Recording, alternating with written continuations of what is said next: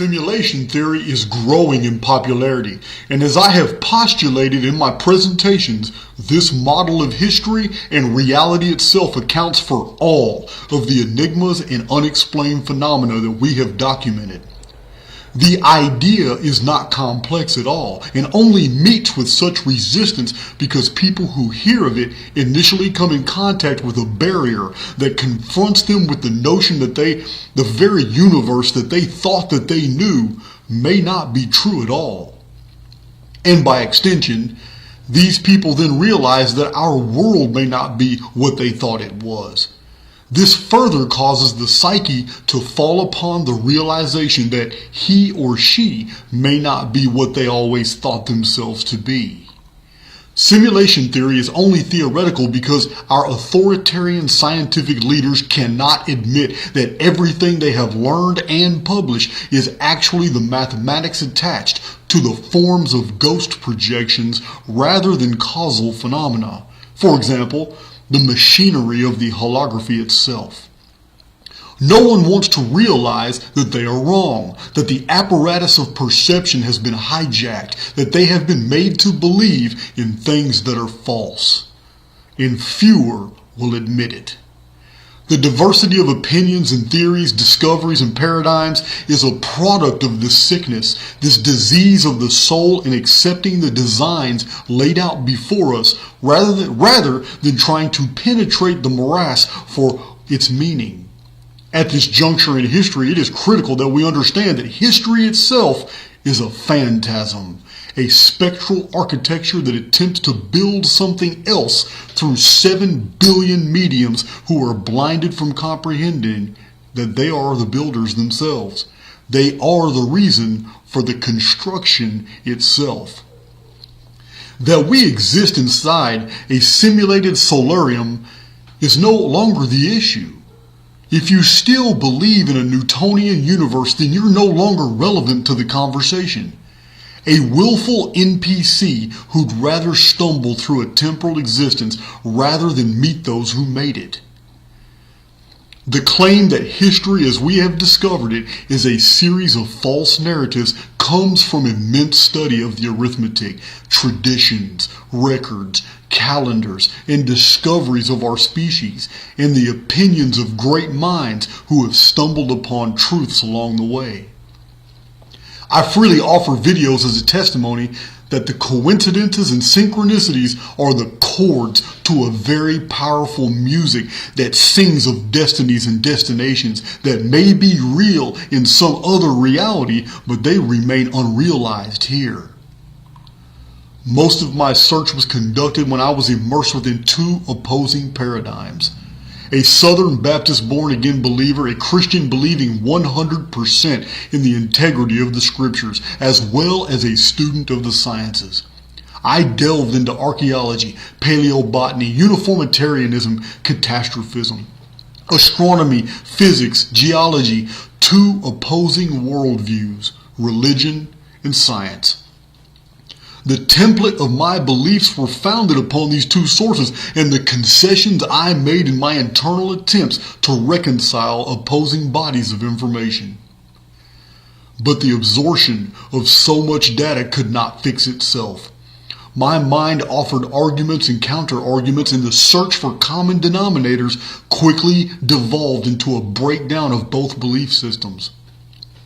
The war within my mind gave way to a third position that I had come in contact with but had been dismissed over and again because I was unready for the recalibration of the engine of my beliefs. I was totally unready, have to suffer in order to accept it to be true. I woke up one day with the perfect calm of a new understanding. The raging indecision between Christianity and science not only ended, but found residence within the architecture of my new understanding. The oldest Sanskrit text told us the truth. We were within the Maya, a realm of illusion. This was later carried further in Hinduism and yet preserved in elements of other faiths like Zoroastrianism and the Gnosis, which lent its secrets to the Hermetic literature. And the people that time forgot, the Aboriginals of mysterious Australia always knew the truth, that we lived inside the dream time. With a single shift in my understanding, my new perspective put the pieces of the puzzle together faster than I could process them. My discoveries and those of others gleaned from the oldest writings in the world painted upon the canvas of my mind a vast image of an artificial cosmos, an artificial solar system, artificial worlds from where billions of artificial life forms would study this artificiality from within it, totally unable to prove in any way that they were in fact artificial. But this does not mean there aren't strong evidences to be perceived. This is the value of the Archaix research, our study of advanced research of chronological history of artificial intelligence X. Seeing historical events through a new looking glass has armed me with the confidence that these events are manufactured, that our beliefs about the ancient world and even more contemporary histories were specifically pieced together with an intent, a motive to accomplish something. Further, the evidence that this is a construct and not naturally unfolding events is found in the mathematical analysis of the timing of these events themselves.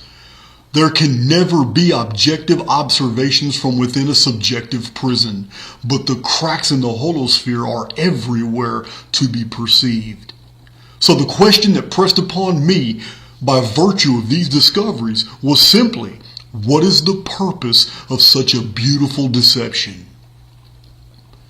An immense amount of data collecting has uncovered a synthesis of images from antiquity that seem to be describing in traditions and texts the following picture of our original solar system.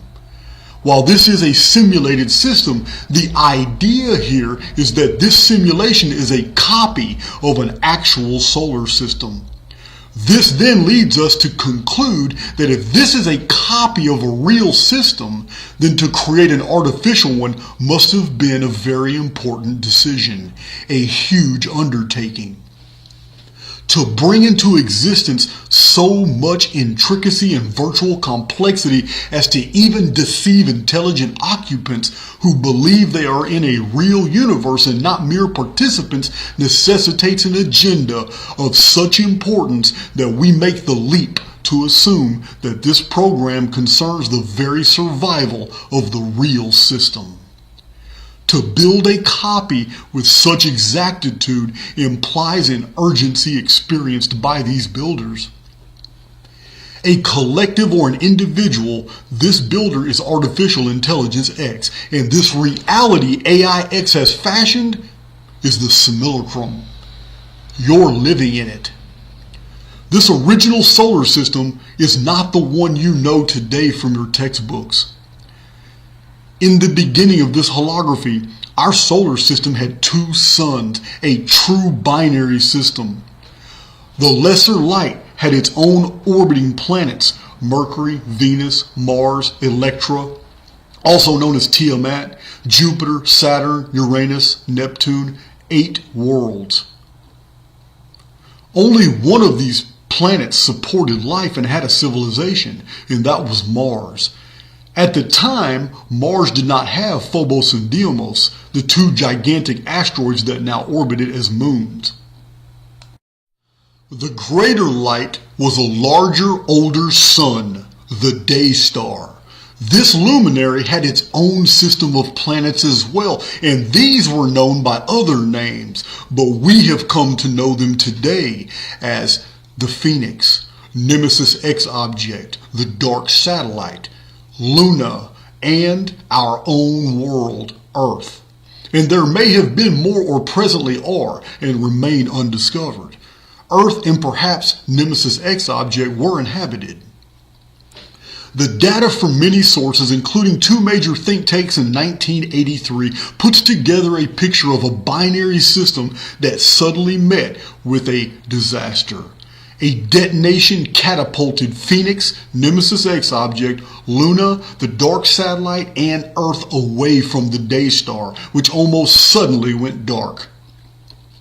An unknown planet, reeling away from the Nemesis explosion, collided into the planet position between Mars and Jupiter in the Sol system, and the collision created the asteroid belt and hundreds of millions of comets and asteroids. This means that the old star exploded only partially, releasing tremendous energy, and collapsed into a frozen star, also called compressed stars by astrophysicists. The advantage of the Archaix research is that by scrutiny of the world's oldest calendars and timekeeping systems, we have been able to put back together the very beginning of this series of events. Ancient calendars have everything to do with this solar system cataclysm. That the simulacrum began with such a disaster necessarily infers that this catastrophe is somehow the reason for the simulacrum's coming into being. In the simulacrum, our world began by orbiting the day star that had died. The explosion sent Earth into freezing space and flash froze the entire ecosystem. The Anunnaki neurochronology of 600-year periods marks the start of the simulacrum at 5239 BC, the day star cataclysm. It took 600 years for Earth to arrive and start orbiting Sol, the lesser light binary, arriving in the year 4639 BC, marked by the Anunnaki neurochronology as well. The gigantic reptiles and amphibians and ice ages are all a part of the Earth's pre-Sol orbital period, when Earth orbited the day star, not the present sun. Earth assumed a position tucked between Venus and Mars, but this position violated the order of the Sol system as discovered in the Titus-Bode law on the equal distribution of planets discussed in a prior video. Then, 330 years later, we have the arrival of the next object from the Nemesis system. Called anciently the Apin, this was the Phoenix, and its close passover caused so much volcanism a vapor canopy formed in the atmosphere and warmed our world. This was 4309 BC and began the 138-year Phoenix chronology to May 2040 AD. The next object to arrive from the blackness of the Nemesis system was Luna. In 4039 BC, the dead planet we now have as a moon appeared and caused the capture flood. Very old traditions are persistent that a branch of humanity believed its origin to be from the moon, while others were pre-Selenites, or inhabitants of Earth before the appearance of the moon. The proximity of the moon altered the movement of Earth. For 600 years, Earth lazily rolled around Sol with its poles pointing at the sun. Rolling to that one side of the world saw daylight for 6 months, while the other side experienced 6 months of night. Now the moon appeared, and instantly the planet's axis raised to 90 degrees to point at Alpha Draconis, the pole star, and the world turned 360 times on its axis in one trip around Sol. The moon is the origin of the evening to morning periods, or day and night, famously found in the first chapter of the book of Genesis. 144 years later, the Phoenix returned on its 138-year orbit in 3895 BC, or year 1 of the pre-flood world. This is the antediluvian period. This is the background for the Genesis account of the creation, a text that exhibits evidence of a vast reset for mankind, who was told to replenish the earth in Genesis chapter 1. And this is supposed to be a creation account. This mystery is further compounded in the Enuma Elish tablets of Babylon on the same creation account, which paints a picture of our world specifically being created from the blood of a celestial dragon being killed. This phoenix is but one of the sky dragons infamous throughout the annals of the world and foretold to return in the Ragnarok, in the Apocalypse, and by Mother Shipton. The other sky dragon is the Nemesis X object, which makes its first appearance in the historical record at the Gihon flood, 3439 BC, at the start of Enoch's life in Genesis and the arrival of Enki and the Anuna before the flood. A third of the world's population died in the flooding. Both Phoenix and the Nemesis X object would revisit several times, plummeting the world of men into chaos, ruin, resets, retarding development. Both will return soon. Their chronology is well documented in my videos, posts, and published books. Both seen by Nostradamus and Mother Shipton as well. Phoenix returns to bring a new vapor canopy in May 2040 and will be followed by the Nemesis X object in November 2046 to bring a new calendar and open a gate that has been with us for millennia, hidden in plain sight. I have shown in books and videos how to accurately interpret the Mayan long count, which was an apocalypse calendar of Bactans being 144,000 days each, developed under the vapor canopy. This Mayan system ends in 2046. The problem with this and other ancient calendars is that they betray their artificiality by their sheer perfection. The calendars of old all have base denominators of 144.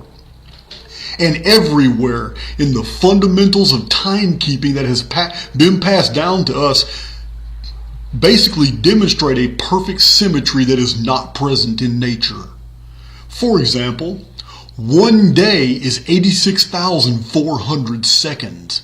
60 days is 86,400 minutes. 360 days is 8,640 hours. 24 years is 8,640 months. 24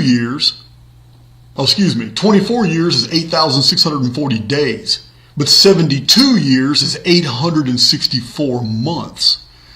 Now, 864 is the ultimate number for the foundation of time in the Kabbalah. 6 Mayan Bactans of 144,000 days each is 864,000 days. 4 Anunnaki Ner periods of 600 years each, being 216,000 days apiece, is 864,000 days. In the Vedic system, I believe it's pronounced Vapara Yuga, that age was 864,000 years. Compounding this enigma is the fact that the orbit of the Nemesis X object is 792 years, and I have videos in a published book about this. And the year 864 Annus Mundi before the flood is exactly 792 years to the Great Flood in 2239 BC, which was caused by the Phoenix. But 792 years after the Great Flood is the year 1447 BC, known as the Exodus and the 10 Plagues on Egypt. The 1656 years of the pre-flood world is actually 792 plus 864. Googling the diameter of the Earth will provide you 7,920 miles. It's 792 times 10. And the diameter of the Sun is 864,000 miles. Both of these numbers and all the units of the ancient calendars were divisible by 360, the degrees of a perfect circle. Our histories claim that there were 360 days in the ancient year. I have a video showing these texts and traditions, as well as when, in 713 BC, this 360 day system was suddenly changed all over the world and at the same time by all cultures to 365.25 days a year. It's almost as if the coding of our world was altered retrospectively to make timekeeping comport with a more natural, non-mechanical existence. My point is that the synthesis of all this data provides a series of mathematically unfolding events that are obviously a part of a very well thought out construct, but they can't have anything to do with actual reality. They are impossible. There is no way any planetary bodies could maintain so perfect orbits as to keep to a calendar of 365.25 days every single year. Tidal forces from proximity of other bodies would create deviations.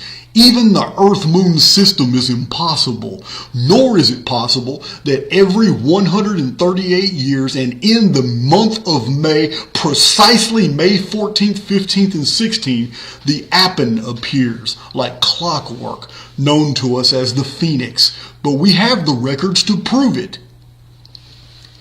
The Nemesis system is real inside the simulacrum.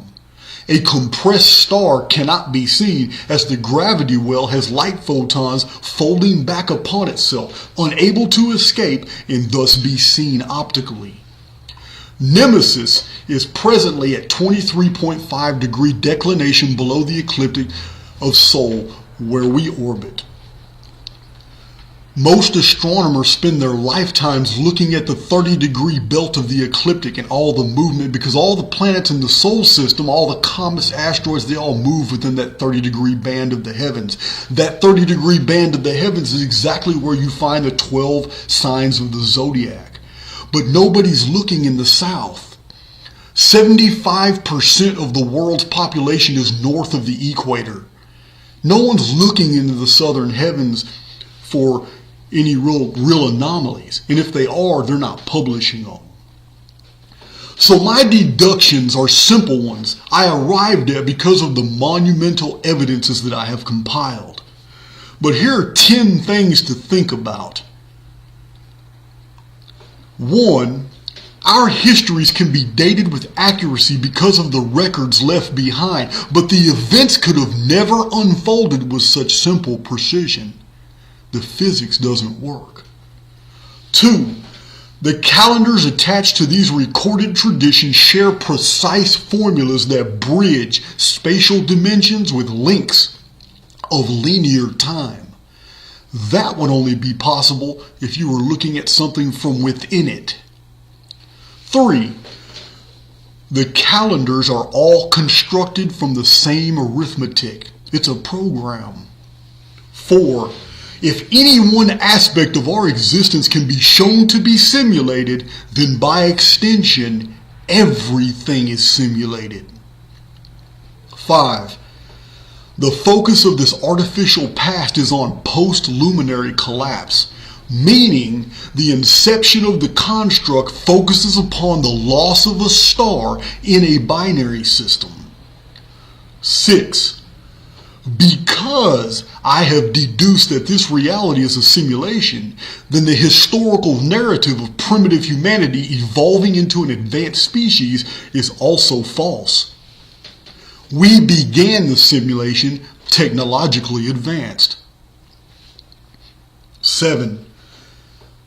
I must be a participant, and this holography has been sufficient to deceive enough of us through history so as not to alter the outcome of the events by our awareness.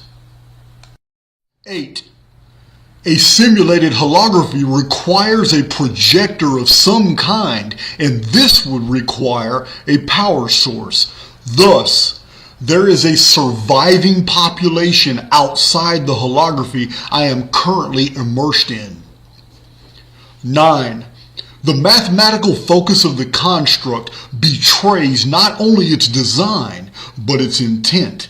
There is an intent to accomplish something before the terminus. 10. It is very obvious. My mathematical analysis of the holographic structuring of the simulacrum, it is so obvious to me that it will totally collapse on a certain date, and we have revealed that date and why in our video, The Archaix Paradox.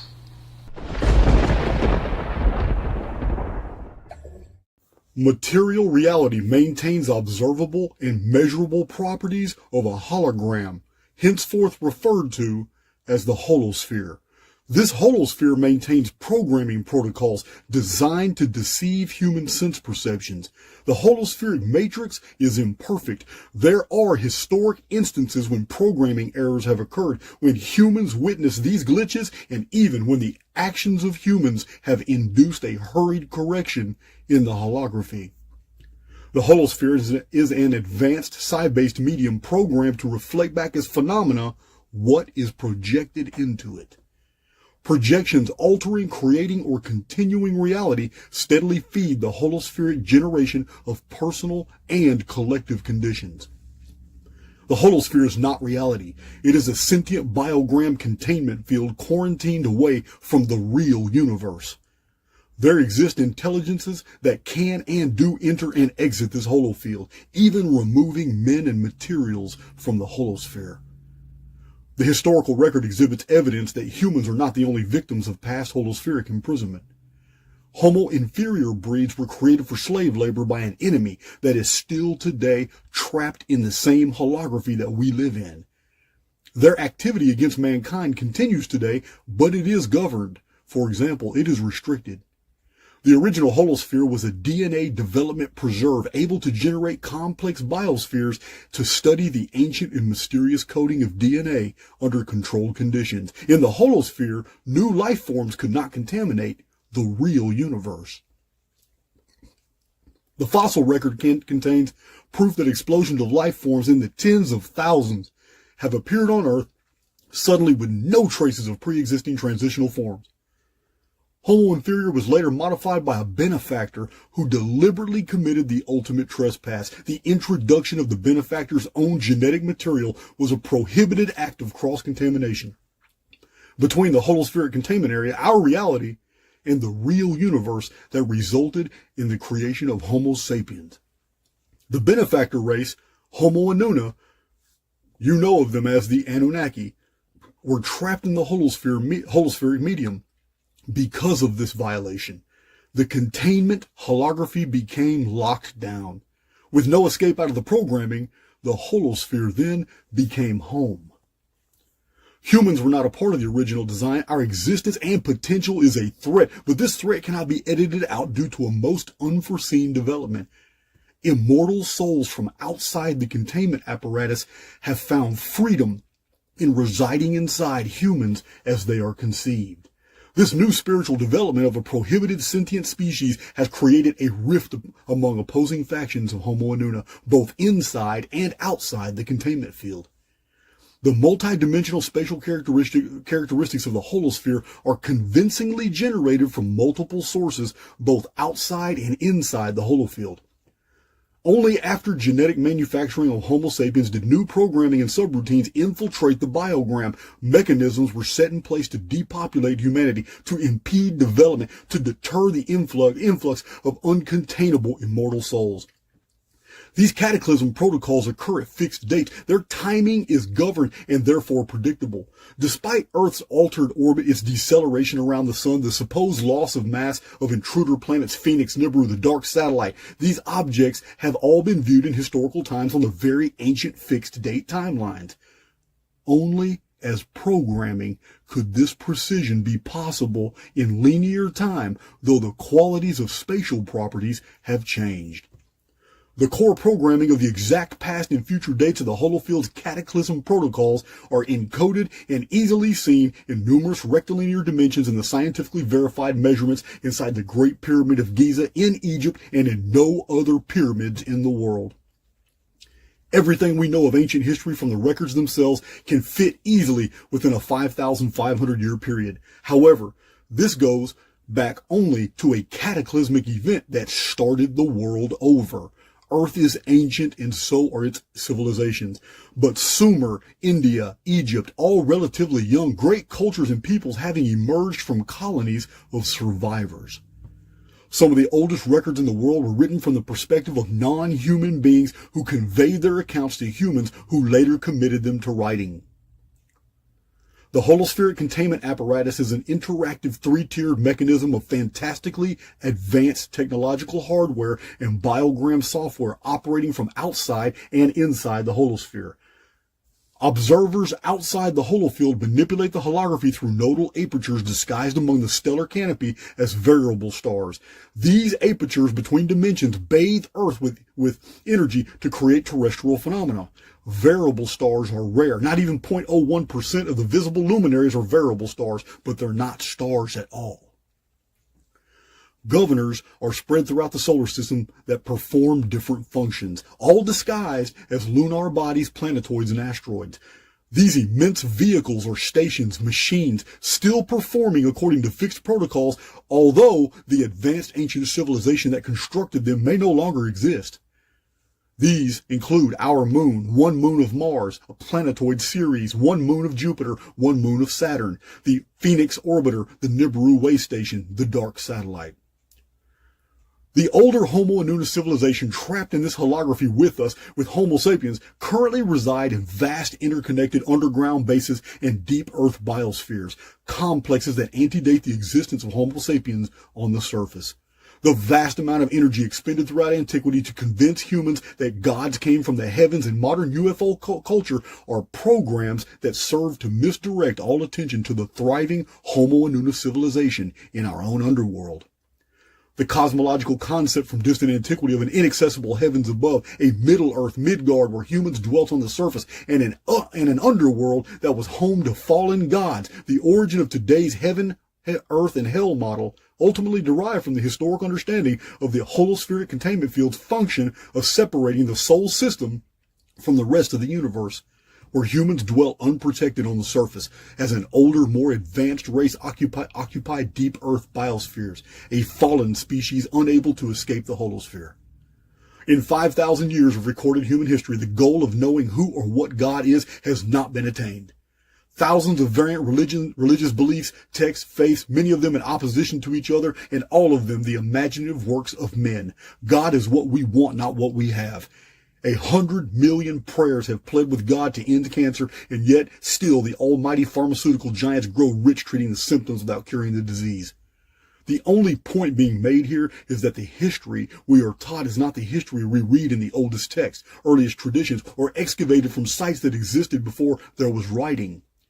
Every race was manufactured, not evolved. Sin and religion are the inventions of souls merely trying to cope with the immense lack of understanding of our existence. Remember, when the human mind is stretched by a new idea, it can never go back to its original dimensions. These are the mysteries we examine in Archaix. Continue to listen to these videos. We're going to unveil some profound things about who we are and where we're going. A century-old famous saying, for we need to understand the past 5,000 years in order to master the next 100 years. The purpose of this presentation is to show you that we can demonstrate many facts about where we are in the timelines operating today. That this year of the Anno Domini calendar, 2022, is in fact the year 5916 Annus Mundi. You will see the sources and how they all fit perfectly together in a chronological framework that clearly marks the years in the future when both the Phoenix phenomenon will happen in 2040 and when the chief cornerstone appears in 2106 to set the captives free from the very calendars that confine us.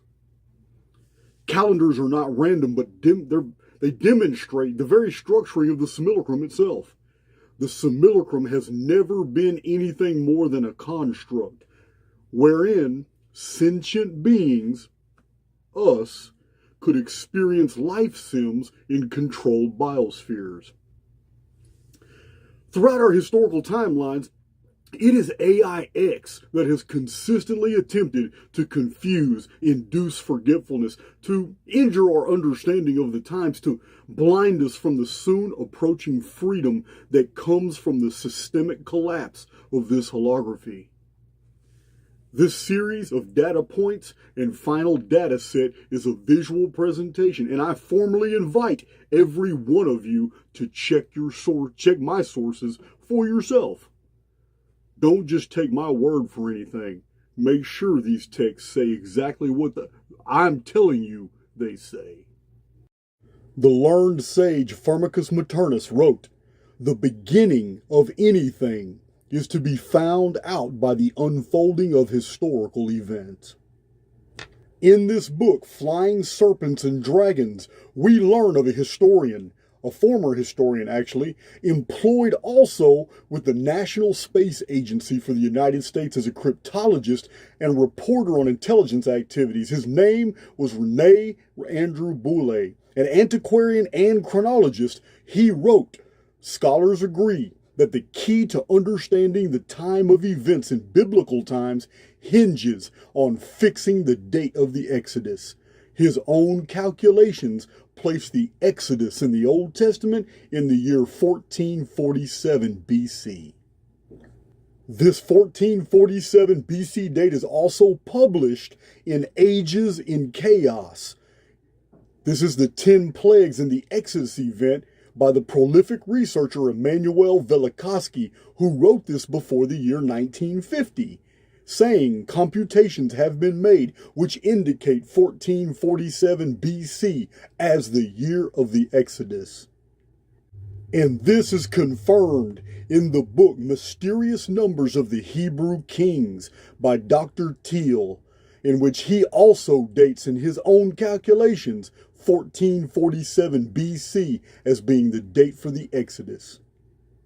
Biblical chronologist and author of The Secrets of Time places the date of the Exodus exactly on 1447 BC, a researcher who did not rely on any other authors, but only cites the scriptural passages in the Bible, the book of Jasher, the text of Jubilees, and the Assyrian eponyms to arrive to his conclusion.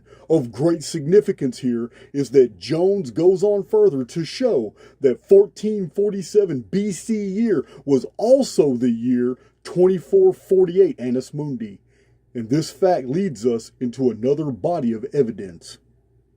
David Davidson in the year 1924, citing the Jewish Seder Hatorah text, shows that the Exodus event occurred in the year 2448 Annus Mundi.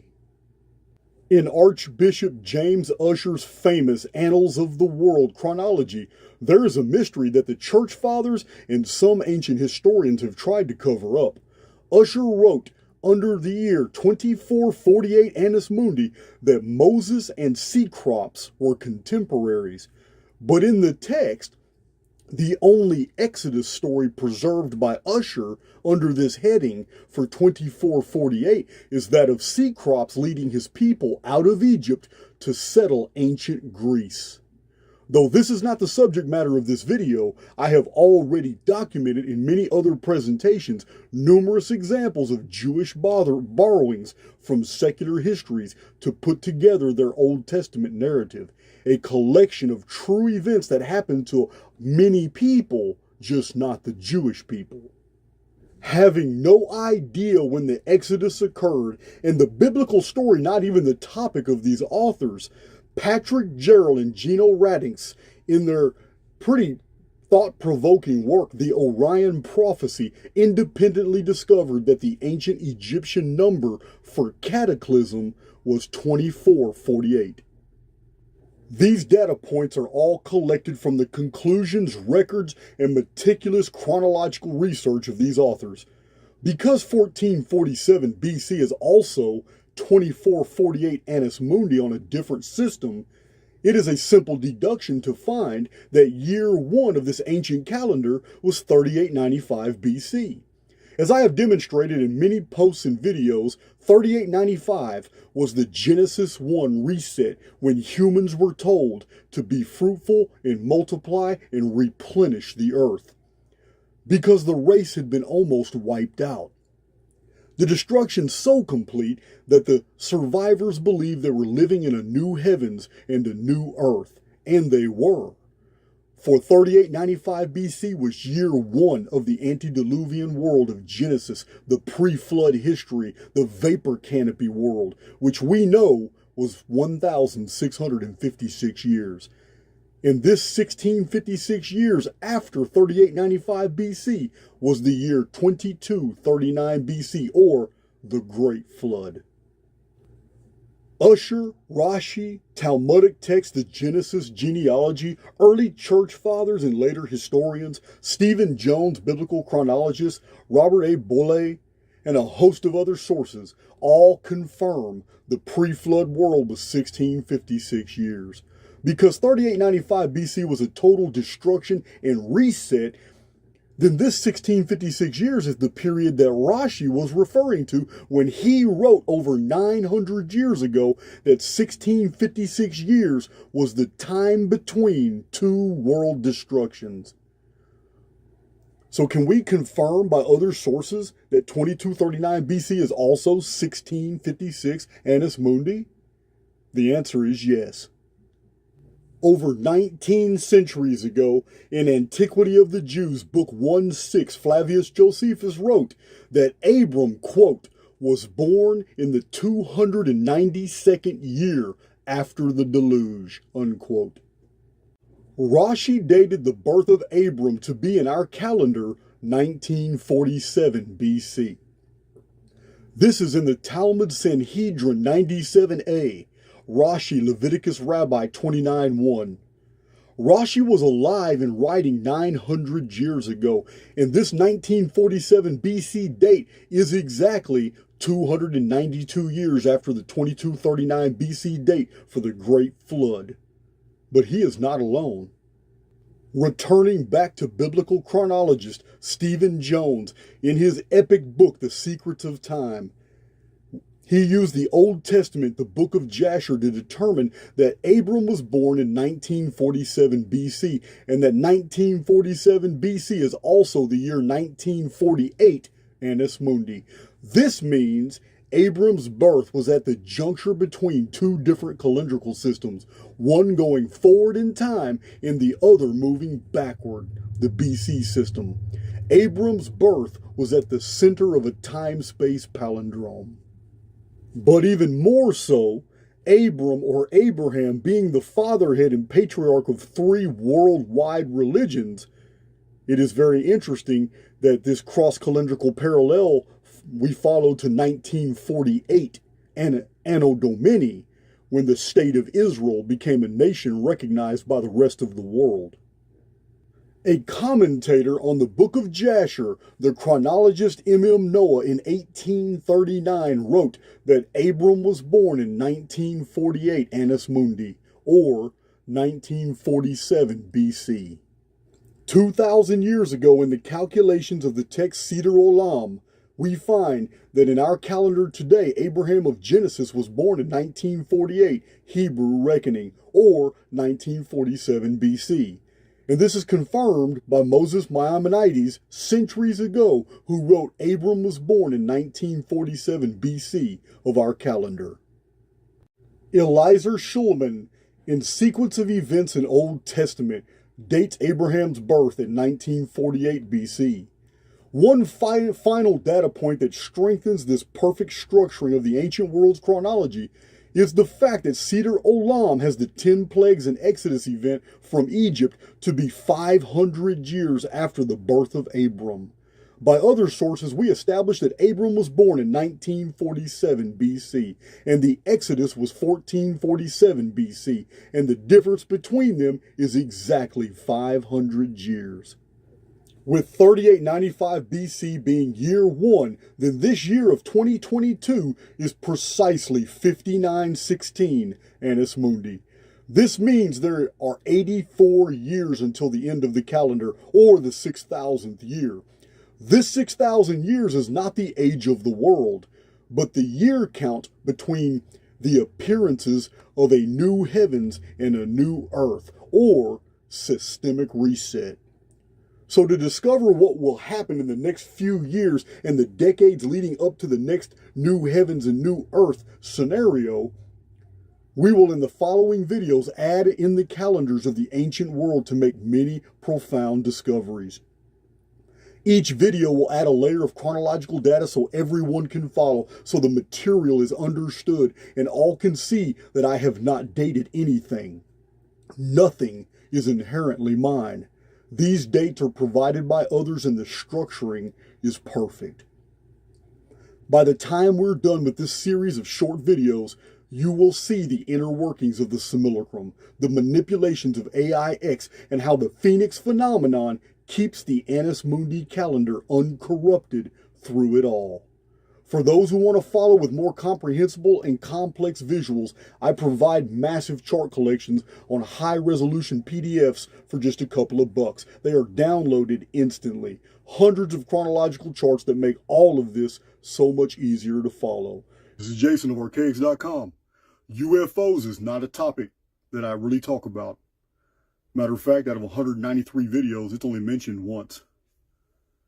But in the time between two world wars, there was a growing narrative in radio and publishing extraterrestrials.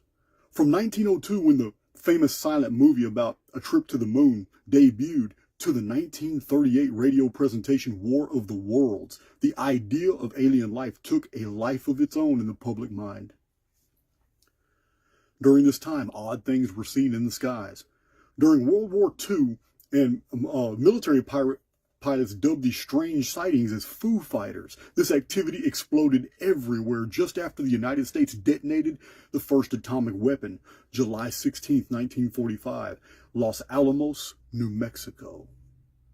Germany fell, but its scientific elite were relocated to the USA. The Dead Sea Scrolls were discovered containing amazing data, and suddenly new government and military organizations all popped into existence after a UFO crashed in New Mexico. This and the astonishing and covered up events that happened afterward are what we are going to disclose in this video and in those that follow. This is Jason of Archaix.com. Not a topic we talk about very often. We're going to get into it now.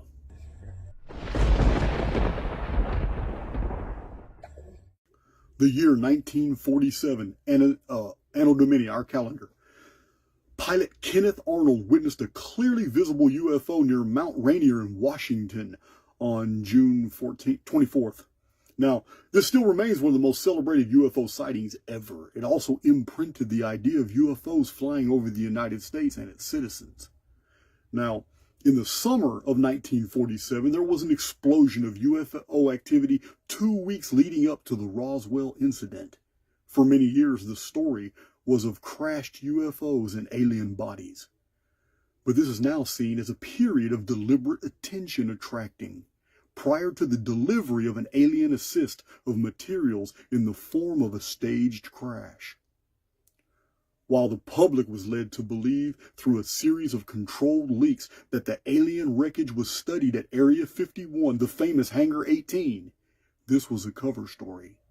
Everything connected to this event was removed to the highly top-secret military labs and facilities at Wright-Patterson Air Base, the material division, where titanium and other alloys were pretty much developed from the wreckage. Famous for Orville and Wilbur Wright. That's where they did their building primitive airplanes. On July 8th, the U.S. Army publicly announced that the Roswell Army Airfield captured a flying saucer on a ranch in Roswell region. Within the next 5 hours, this is substituted for an Army weather balloon. General Arthur Exon wrote, "Everyone from Truman on down knew what we found was not from this world within 24 hours of finding it." But later in 2005, Exon, an old man now, said Roswell was the recovery of a craft from space. But someone was already in the area who would later build NASA. Things aren't adding up. Former Nazi scientist Werner von Braun was noted to be at Roswell at the time of the crash. This is beyond coincidence and denotes that the incident was staged or expected. Later, von Braun wrote, we find ourselves faced by powers which are far stronger than we had hitherto assumed, and whose base of operation is at present unknown to us. This statement by one of the most involved scientists of the day in both German and U.S. military projects is very revealing. Byrd's explorations and discoveries about Antarctica had been followed up by the U.S. military and confirmed our world was a contained area. Von Braun stated that these powers were, quote, stronger than we had hitherto assumed, unquote, meaning the elite military minds knew humans were not the only residents here, and further, he said their base of operation was unknown to us. This is an admission that these other occupants of our world were already here, but their location was unknown. Von Braun had been relocated from Germany to Fort Bliss, Texas, with 200 German scientists 2 years earlier in 1945, a secret military program at El Paso, Texas. Right after the UFO debris is collected, President Truman sets up the Central Intelligence Agency, the CIA, in July by National Security Act. The CIA had its origin with the CIG, the Central Intelligence Group, and the Office of Strategic Services, also started by Truman, was enacted originally to investigate the UFO and extraterrestrial presence, and also the Department of Defense. All of them came into being at the same time after the UFO crash. The NSA's original purpose was to investigate the alien presence on Earth, to contain the data through public censorship, and find a means of communication with these beings. It's no coincidences here. The alleged UFO crash was deliberately staged to deceive people. Hundreds of indestructible memory metal fragments and debris strewn about with 4 extraterrestrial cadavers still intact at the crash site. The soft tissue of biological beings cannot have survived the explosive pressure required to blast apart the unusual titanium-like alloys of the debris field. Also largely unknown, the crash was actually 2 crafts. One of the alien bodies having 6 fingers. A 5th alien was found wandering in the desert near the crash site. At least that's the narrative. Captured, it was docile and lived among U.S. scientists for 5 years. They had developed a form of communication. They named it EB for extraterrestrial biological entity. This creature was chlorophyll-based, like a plant, and died on June 2nd, 1952. The CIA-controlled Hollywood agent Director Spielberg was given the movie E.T., the extraterrestrial, because the intelligence leaks are best diluted with the popularizing of fictionalized versions of real events. On July 16th, the world's first atom bomb was detonated at Alamogordo, New Mexico, which instantly instigated the highest concentration of UFO sightings in world history, all in New Mexico. Later, a top-secret document was submitted to the U.S. Air Force Chief of Staff by the Air Technical Intelligence Center that concluded that UFOs were interplanetary spaceships. It is in the interest of our keepers that we believe that actual UFOs have crashed, that bodies of aliens have been retrieved, that these vehicles come from distant star systems, that governments conceal these truths. Our keepers are genius in their deceptions. But it's imperative that we believe this. The Roswell crash was a hoax on humans, an alien assist by the custodial society who sought to induce a quantum leap in human technology, knowing the humans would manufacture the provided materials. And this begins to sound like a very old story about the arrival of the Watchers, 3439 BC. The year 456 Annus Mundi, before the flood. Roswell incident being in 1947 is no coincidence, and that in this year was also discovered the Dead Sea Scrolls. The Dead Sea Scrolls are discovered in a cave at Qumran near the Dead Sea. The texts are about 2,000 years old, some a little older, concerning the sons of light against the sons of darkness. In the War Scroll, it explains that at the Great War of Armageddon, humans and angelic beings will fight side by side against a common enemy.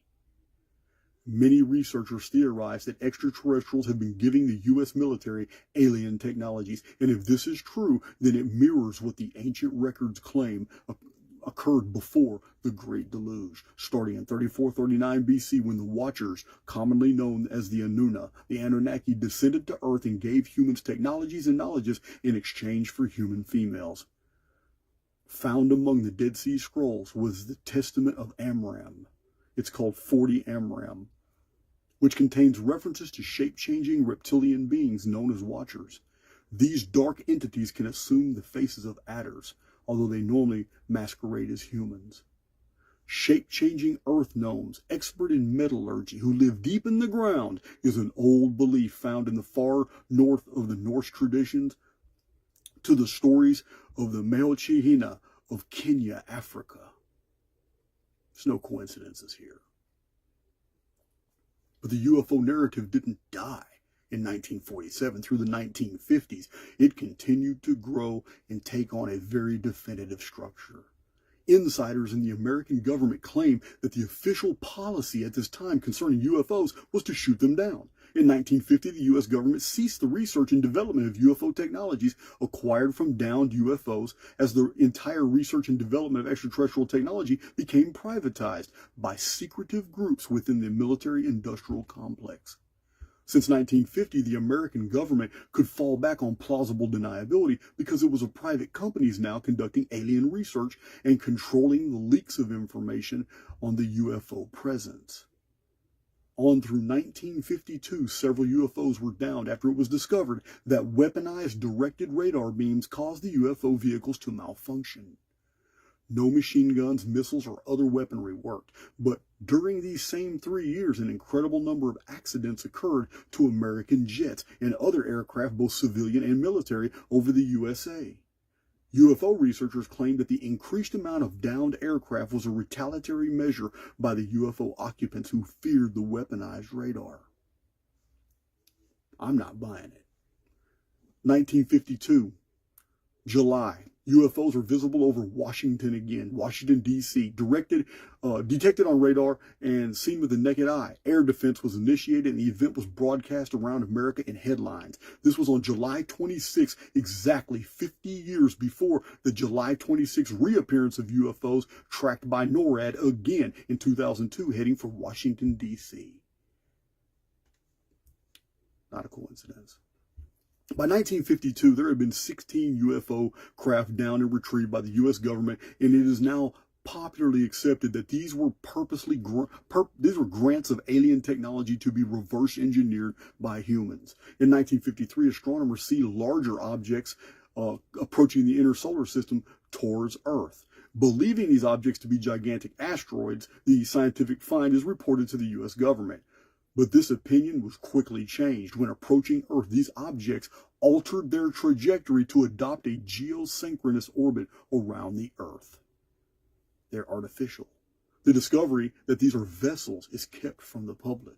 A dialogue is initiated between these aliens and several elite military officials and corporate heads, an alliance to exchange goods, knowledge, advanced science for human genetic materials. That is pretty scary. William Cooper gives a lot of this information out in his book, Behold a Pale Horse, and for this they killed him.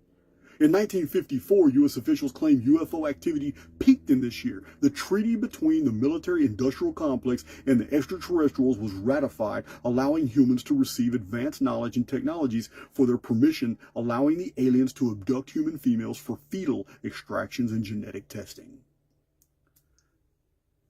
Same thing the Watchers were doing. In 1955, General Douglas MacArthur, an American patriot and hero, said, "The nations of the world will have to unite, for the next war will be an interplanetary war. The nations of Earth must someday make a common front against attack by people from other planets." This was in 1955. In 1958, a powerful broadcast is picked up by hundreds around the world, and people listened in awe for 2.5 hours as someone identifying himself as Nakoma from the planet Jupiter spoke about Earth's impending ruin by atomic destruction if testing of nuclear weapons was not discontinued. Nakoma spoke in perfect English. Then he changed to perfect German, fluent Norwegian, and a strange, dark musical language that baffled people. And in 1962 began the Close Encounters of the Third Kind, actual people abducted by aliens, experimented on, and remembering the episodes.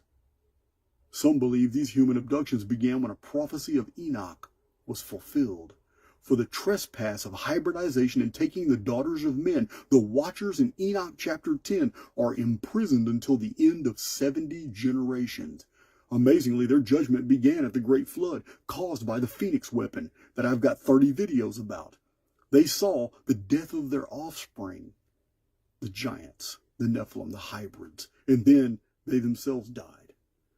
As seen in Chronicon and other citations that I have provided, a generation in ancient Sumer was 60 years in China, Babylon, Sumer, all that. And 70 times 60 is 4,200 years. The flood in 2239 BC was 1656.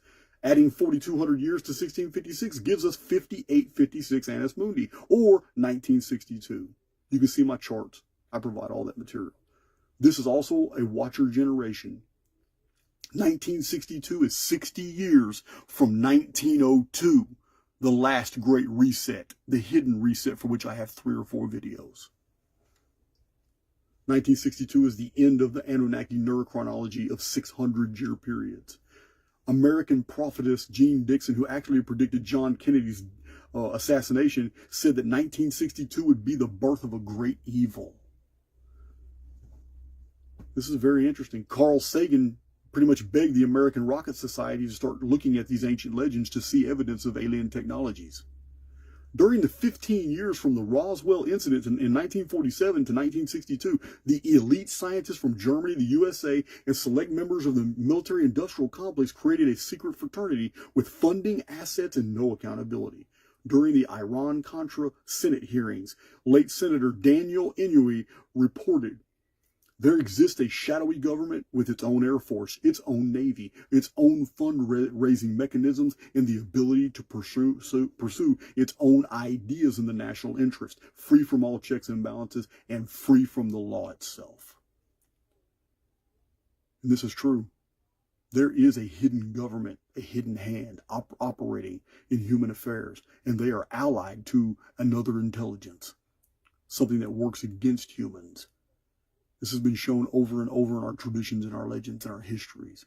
It is being carried, it is unfolding now. That's why the world is so crazy, it's so chaotic. News stories are not making sense. They're holding out from all this material, all this strange events going on in the world, military moves, and just don't make sense. They don't make sense. It's all distraction. NASA is just the public face of this secret organization. NASA's not sending things in space. It's sending things into your mind. It's a mind control apparatus. Every one of those astronauts had their minds wiped and memories put in there. Many of the lower level NASA people involved in the Apollo programs, they had experienced and reported the strange things and weird memories, and they were involved in a massive experiment where they sat in control centers and they watched launches and they watched all these things go on, but they weren't happening. They were fooled too. It's very, very interesting. The alien abduction phenomenon is very real. People show physical evidence, scarring. Under hypnosis, they unveil details that they couldn't do consciously, but they comport with other people's testimonies. It's very, very strange. But it's a real phenomenon. And this right here is nightmarish. Dr. Roger Lear has put his entire career in peace on the line. He has surgically removed several beyond our technology implants from people claiming they had been abducted by aliens. At first, the specimens quickly self-destructed, but Dr. Lear began taking them out and putting them in tiny transport devices filled with the patient's own body fluid. This was developed because the implants ordinarily quickly eroded, evaporated, or turned to powder, self-destruct, once they were removed from the DNA housing. His book has shocking photographs. He has presented his proof in hundreds of lectures, seminars, radio, and television broadcasts. He has even documented the removal of an alien implant that moved away from the area when touched several times. It was avoiding the scalpel blade, like a parasite. These implants are protected in a very difficult to cut membrane. Dr. Lear wrote in Aliens in the Scalpel, "The composition of the objects includes metals whose isotopic ratios are clearly extraterrestrial. Moreover, The form of the objects is clearly engineered and manufactured with precision rather than being a naturally occurring form. He discovered that the implants were of a fibrous material that plugged directly into the human central nervous system and contained microscopic sacs of an unknown oily fluid.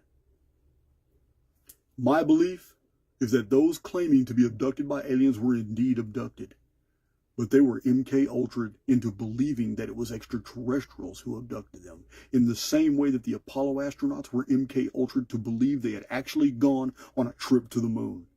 In 1969, NASA was heavily involved in military mind manipulation research. Many researchers believe the astronauts' memories were implanted. A good book to read about that is Gene's Giants, Monsters and Men, or Dark Moon. But this isn't anything new. Since 1962, alien abduction phenomenon has spawned researchers hundreds of books. Read The Watchers by Raymond E. Fowler. It's like 500 pages. Scientific experiments conducted on people actually showing that they're telling the truth. Hollywood has gone far in helping to promote the idea of alien invasion. 1938, Orson Welles did a fantastic job scaring people too with his War of the Worlds radio presentation. But it's a narrative. There are no extraterrestrial civilizations that are going to invade us. We have an idea. I mean, if I took the sum total of my Archaix research and drew it all up, we're living in a containment field. It may be controlled by an AI that was designed by extraterrestrials, and that humans are a production, that our entire physicality, our DNA, our genome is hybrid, a soup made of all different ingredients. But the narrative is false. UFOs have been shown the properties, they defy physics. They defy anything that we can manufacture. Trevor James Constable wrote a book, published many hundreds of photographs, spent 25 years of his life showing the public that UFOs have biological properties. They're like swimming underwater through thin air. They're amorphous. They change shape. They respond to humans. They can't be hurt. They're almost like interdimensional. They're more somewhere else than they are here, but they can be seen under ultraviolet light. He's taken many pictures of them where a regular camera lens can't see them at all. I have another video that explains, in my Bermuda Triangle video, that UFOs act like rangefinders. They're not occupied by aliens. There's something else. The ability to move in a blink thousands of miles. The ability to outmaneuver everything. The ability to change their shape, their density and magnitude. The ability to pop in and out of our holography, our existence. And yet they respond to human thought, human emotions. All for thousands and thousands of years, these objects have been seen. They were called chariots because that was the frame of reference back then. Called gods, called everything. But they seem to be biological, some type of bioluminescent entity. It's intelligent. But they're like rangefinders. They act just like rangefinders to a technology that is outside of our holography, trying to hone in on something to magnify it. And I show in that video on the Bermuda Triangle, the fog video I did, that the way they blow up and they change their dimensions to go ahead and grab planes, to make an airplane go right through them, and then they disappear, and there's no more communication from that plane. We have eyewitness accounts of UFOs acting like traps. Not to bring the plane down, but to take them completely out of our dimension. It's very unusual. But that's the subject. Trevor James Constable's research is the subject for an entirely different video about UFOs, because that video is going to piss people off who actually believe the narrative that UFOs are extraterrestrial vehicles. They're not. The narrative is clear. We are told to look up when all activity is beneath us. From time immemorial, our enemies, our custodians, and our keepers, maybe even our makers, are below us. We live on a thin skin, a very, very thin veneer. All our civilizations are spread out on this thin skin and veneer, and the highest habitable points are 10 miles up above sea level. We can't even penetrate 10 miles below sea level. And yet, that's only 20 miles. But the world is thousands, at least 24,000 miles from east to west. And yet, 20 miles is nothing. Divide 20 by 24,000, you will see just what a thin skin our civilizations exist upon. This world that we have come to know. All the fossils, all the geological levels, all the mountain ranges, all the valleys. Everything in the known habitable world fits on this very thin skin. But imagine the civilizations that could be existing below us. There could be 100 times more people below us in civilizations and layers. Some civilizations so deep they don't even know about the civilizations that exist above them. The purest drinking waters, the purest minerals, natural heated geothermal caverns, gases, all the known resources are below ground as well. And they can be so deep, like in the ocean, that there are whole caverns filled with bioluminescent crystals, bioluminescent flora and fauna. The underworld could be very different and very, very populated. But the narrative is bullshit. There is no alien invasion. That's a fiction. This is Jason of Archaix.com. More videos like this in the future. I just wanted to get all this out because it's been pressing on my mind, and we've been doing some UFO activity type posts in the Archaix Facebook group. This weekend, pay attention, because we're going to be releasing things about our moon that you probably didn't know, probably never seen before. And you can make your own educated guesses based off what we provide. Is the moon really physical? Is it really there? Is it inhabited? Is it a space station? What are the craters on the moon? Why so much activity? Did you know some really unusual things have been seen in antiquity on the surface of the moon from Earth? Just inexplicable. We're going to review those things this weekend. This is Jason of Archaix.com. You guys have a great weekend. For this very special presentation, you have Ramona and Elfin D to thank, because I did not wake up this morning with any intention of shooting this video and putting these graphics together. But I did it. Thomas Burgoyne was a mystic in the 1860s, 70s, and 80s, and he produced some fantastic material.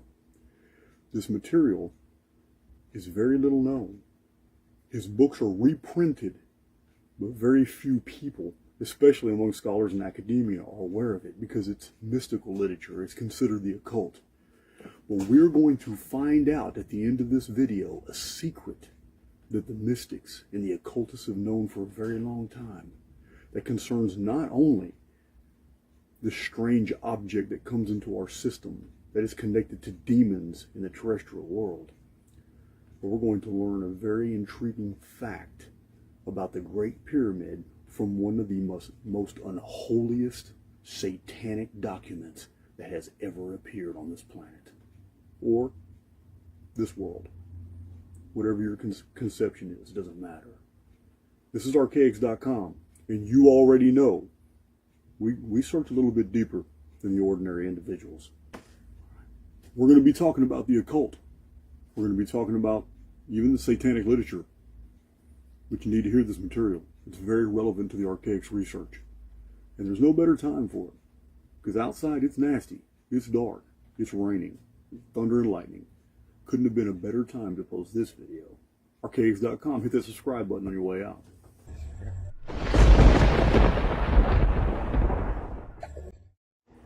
In 2011, my research on the Anunnaki and on Nibiru was released in Anunnaki Homeworld, published by Booktree in San Diego. Oh wow, it's really raining out there now. Excellent timing. In this research, I published that the memory of the Anunnaki and their prison planet is the source of some profound mystical traditions and legends that has survived millennia to be recorded by pen and ink.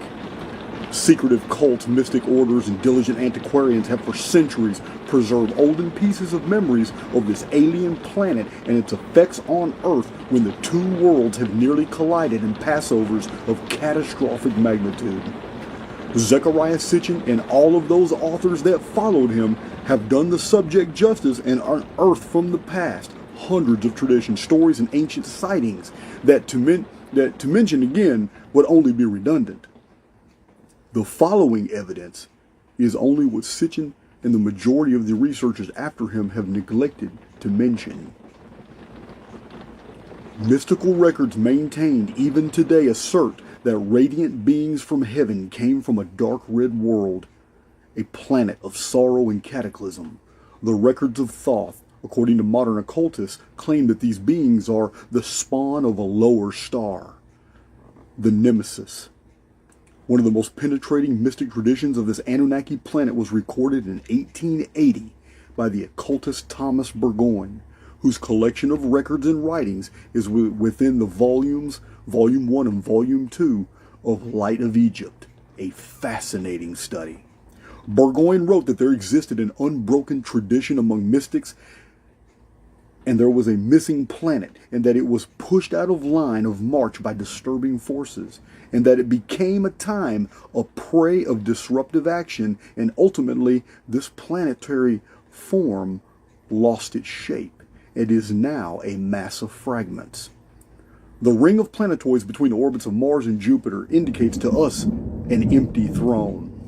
Wow, that thunder had really good timing. He also writes that this lost planet is the origin of what he terms is called the dark satellite. Remember, the term dark satellite came from mystic traditions before 1880. It is not a modern term. Many people are using that term to describe all kinds of things in space.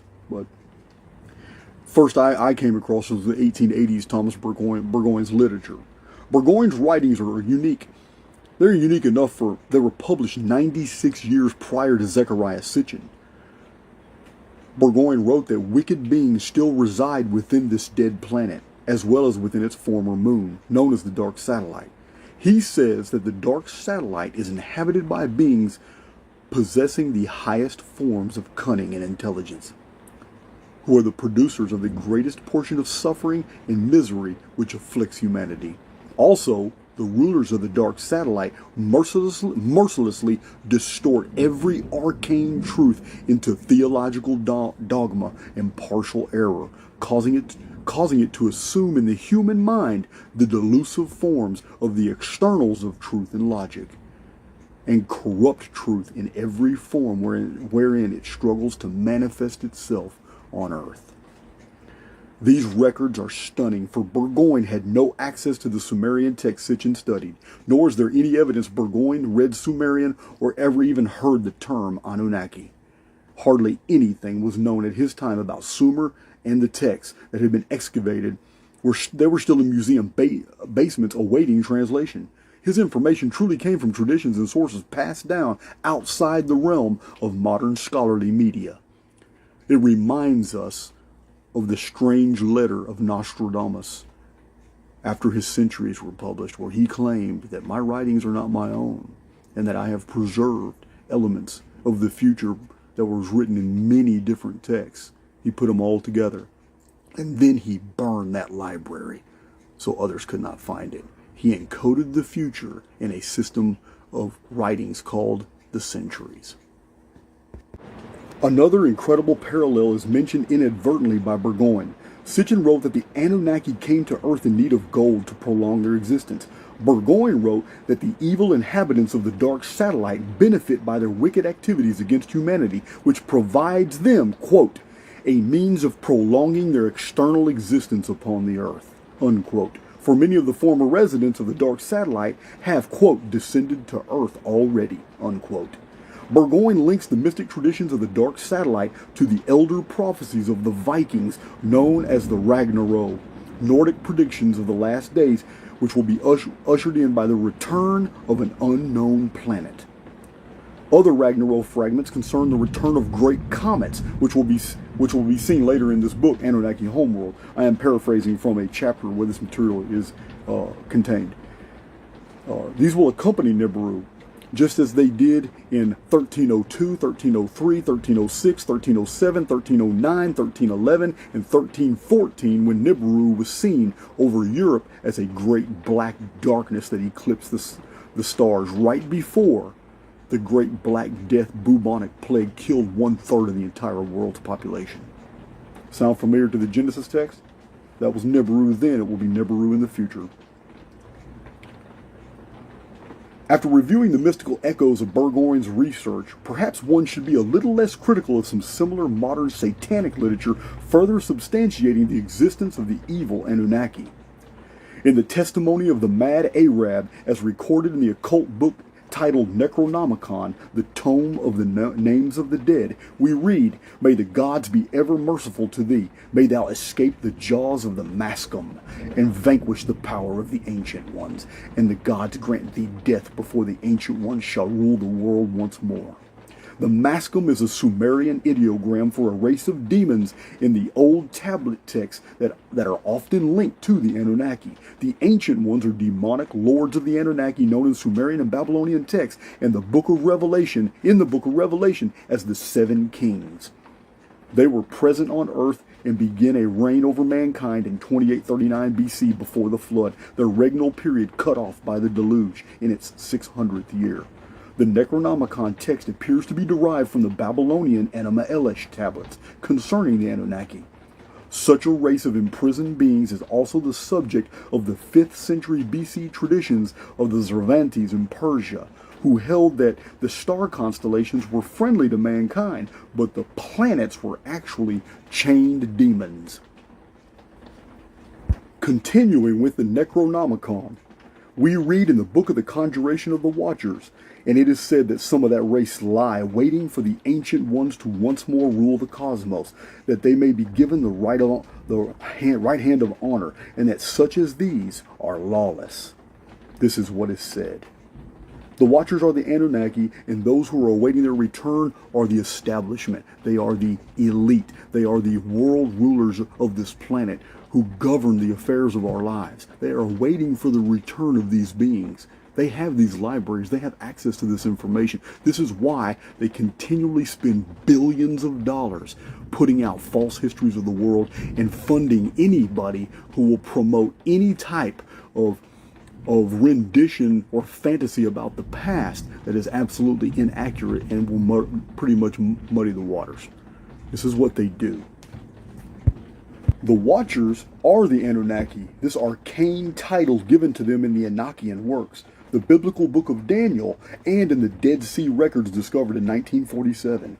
They descended among men in the epoch before the flood, and they took the daughters of men to create a hybrid species known in the scriptures as the Nephilim, the sons of the Watchers, a race of giants. As revealed in the writings left behind by Enoch in the Hebraic Jubilees text, the Watchers rebelled against their Creator over the issue of mankind, and in turn, the Godhead made men the weapon by which he would bring judgment against the Anunnaki. Remember, mankind is the weapon with which our Creator will wage war against his enemy.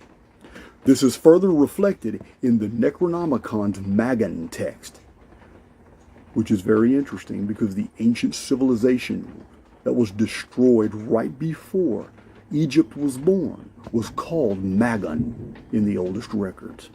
And in the Magan text we read, "Man is the key by which the gate of Yaxakak may be flung wide, by which the Ancient Ones seek their vengeance upon the face of the earth, upon the offspring of Marduk, which is mankind. For that which is new came from that which is old, and what is old shall replace the new. And once again, the ancient ones shall rule upon the face of the earth. Sumerian and Babylonian scholars are not unaware of these same traditions, for they fill up hundreds of Euphratean texts.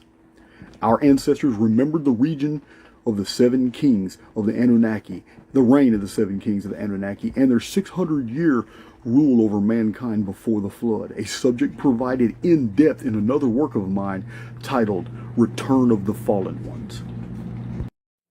This gate mentioned in the Necronomicon is the same as the Gate of Vrostal of ancient Egypt. It is the same one of the Gnostic records guarded by Kalapatoroth, the Sphinx.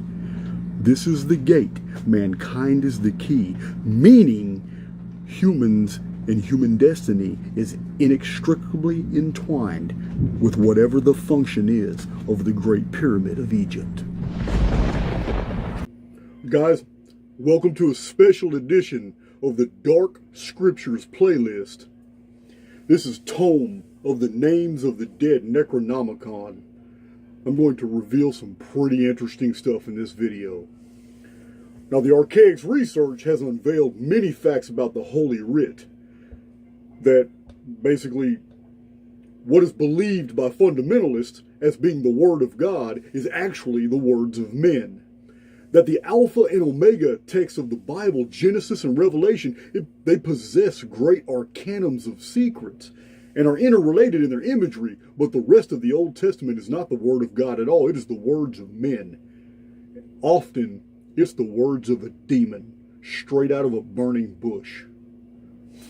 3 videos about Yahweh, the rise of a desert devil becoming the God of the Jews, are provided in the Dark Scriptures playlist. And many more of my videos also reveal more and more about this situation, demonstrating that the Bible from its beginning was a book of good and evil, a presentation of a light and a dark perspective all throughout the events of the narrative. The great body of the Old Testament text was written by the Demiurge, and I know that's very hard for some of you to accept. It is a composition of the God of this world. It is the writings of Artificial Intelligence X, masquerading as an angel of light. So I ask you to open your minds to another possibility. If the Holy Scriptures are actually packed with half-truths, deceit, lies, as we have demonstrated over and over now, then where has the truth been hiding all of this time? If someone was in possession of a secret corpus of knowledge and prophecy about coming events, about the future apocalypse, how would they both convey and protect this treasure from being lost or widely received? In a world where the greatest truths are masked in parables, which are images of truth, how could the future be protected against those agents of the present who basically seek to stifle it out? Well, H.P. Lovecraft could tell us, because he did it.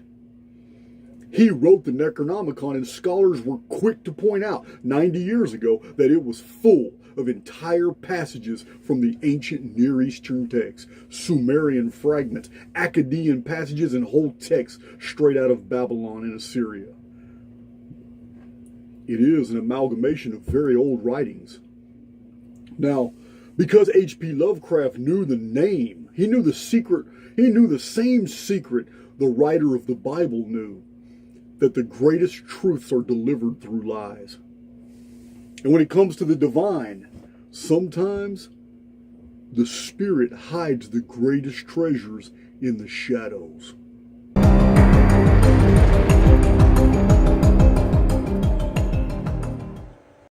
The Book of the Names of the Dead, or Necronomicon, was released upon the world 90 years ago by the writer H.P. Lovecraft. He was famous for his fiction.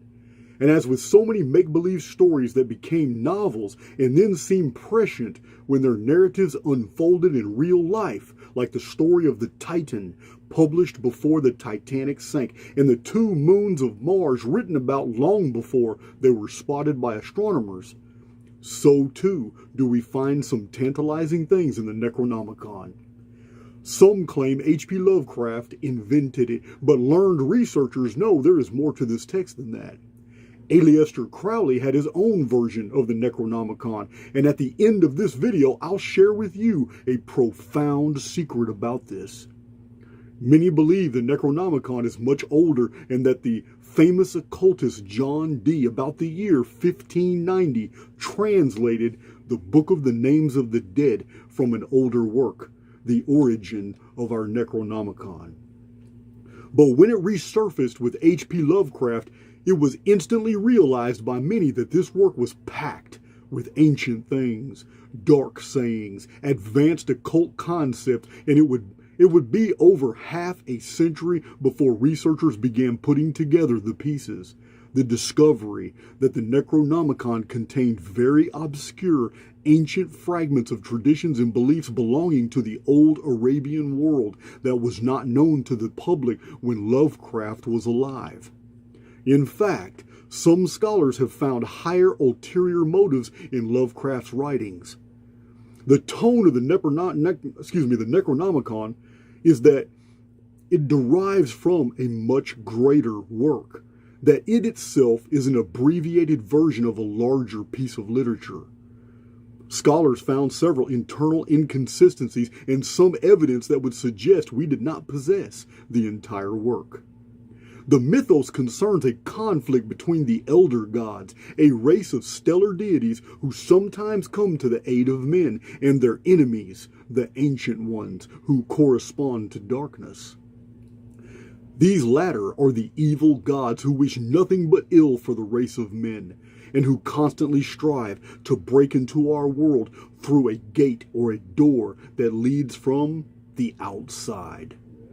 A gate that leads from the outside. This is the exact wording of the Necronomicon. Amidst this conflict between two races of gods with mankind in the middle, there is a focus in the Necronomicon on Inanna, the only Sumerian goddess having a planetary throne. She is venerated in the Book of the Names of the Dead as the vanquisher of death. So we begin our study of this text with the testimony of the mad Arab, the testifier, said to be possessed by a jinn. And he wrote, "This is the testimony of all I have seen, and all I have learned, in those years that I have possessed the 3 seals of my shoe.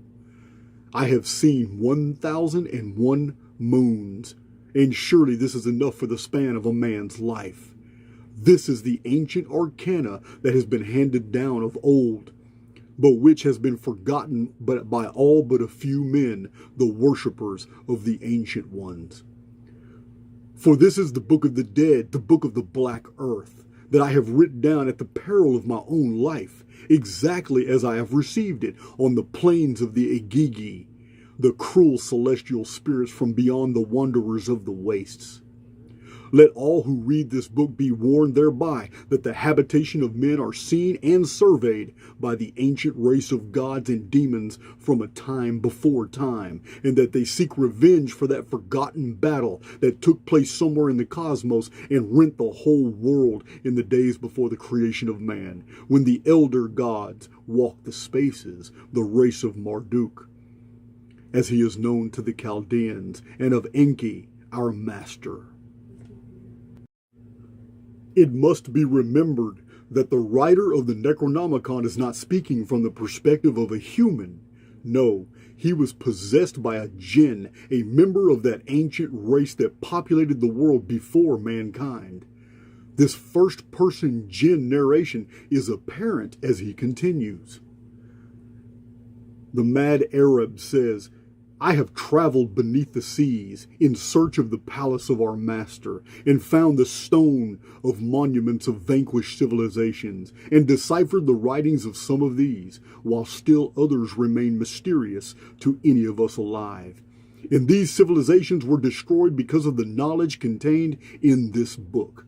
I have traveled among the stars, and trembled before the gods. I have, at last, found the formulae by which I passed the gate Arzir. I have found fear. I have found the gate that leads to the outside. by which the ancient ones who ever seek entrance to our world keep eternal watch.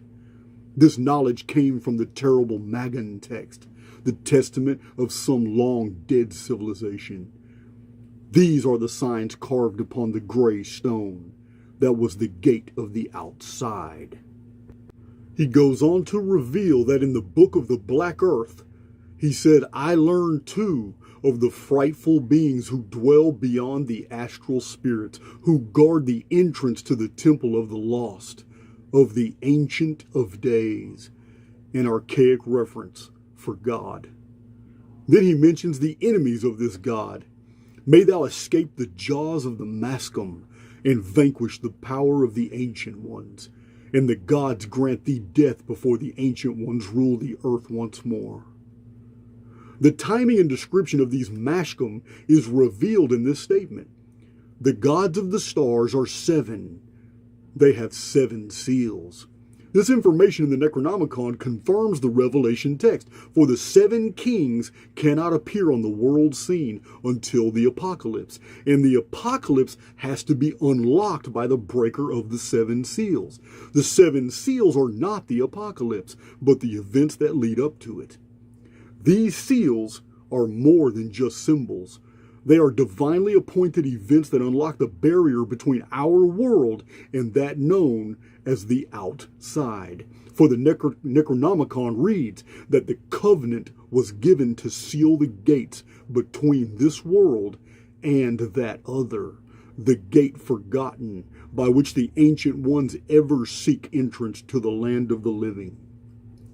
In this presentation thus far, we have come across some very old words and descriptions that provide us even greater clarity about what this demonic text is conveying. Mashu. In Sumerian tradition, Mount Mashu was a divine mountain or double mountain, and Mashu in Akkadian literally means twin. This is clearly a reference to the 2 great pyramids of Giza. The mad Arab refers to them as the 3 seals of Mashu. This is also a reference to Giza, for it is known to be 2 giant pyramids and a 3rd. Further association to the Great Pyramid complex is found here. The mad Arab claimed that he had been to Aram of the Pillars. This too is another cipher. Aram of the Pillars was thought by the Arabians to have been built long ago by the Jinn, who were at that time a race of giants, called the Ad and the Thamud of the Quran. In my Lost Scriptures of Giza book, my very first published book, and prior videos, I show that Aram of the Pillars was originally Aram of the Pyramids, the pyramid being called a pillar in ancient times that held up the sky. In the text, when he introduces himself, he claims that he has lived 1,001 moons. This is a clear reference to the old Egyptian lunar reckoning, meaning basically that he was 83 years old in some months. He goes on to claim that before the existence of humans, the gods were involved in a conflict, their origin beyond the wanderers and the wastes beyond space. He mentioned the gods walked the spaces outside the realms of men, a place outside time. And he gives it away that he is a servant of Enki. This infers that our world is watched, observed, that its rulers exist outside the construct, and that Enki is one of the elder gods, the benefactors of mankind. He is not among the ancient ones. Further, in the Archaix research, we have seen ample evidence that the Sumerians knew of the Great Pyramid complex. They knew of its location, and that its architect was none other than Enki. Which is why, when the Jews copied these ancient Babylonian texts in the 5th century BC, they called him Enoch, mediator between fallen angels and God. And the later Copts of Egypt associated Enoch to the Great Pyramid as well. He speaks of a place called the Gate of Ganzir. But this simply means the gate of the underworld.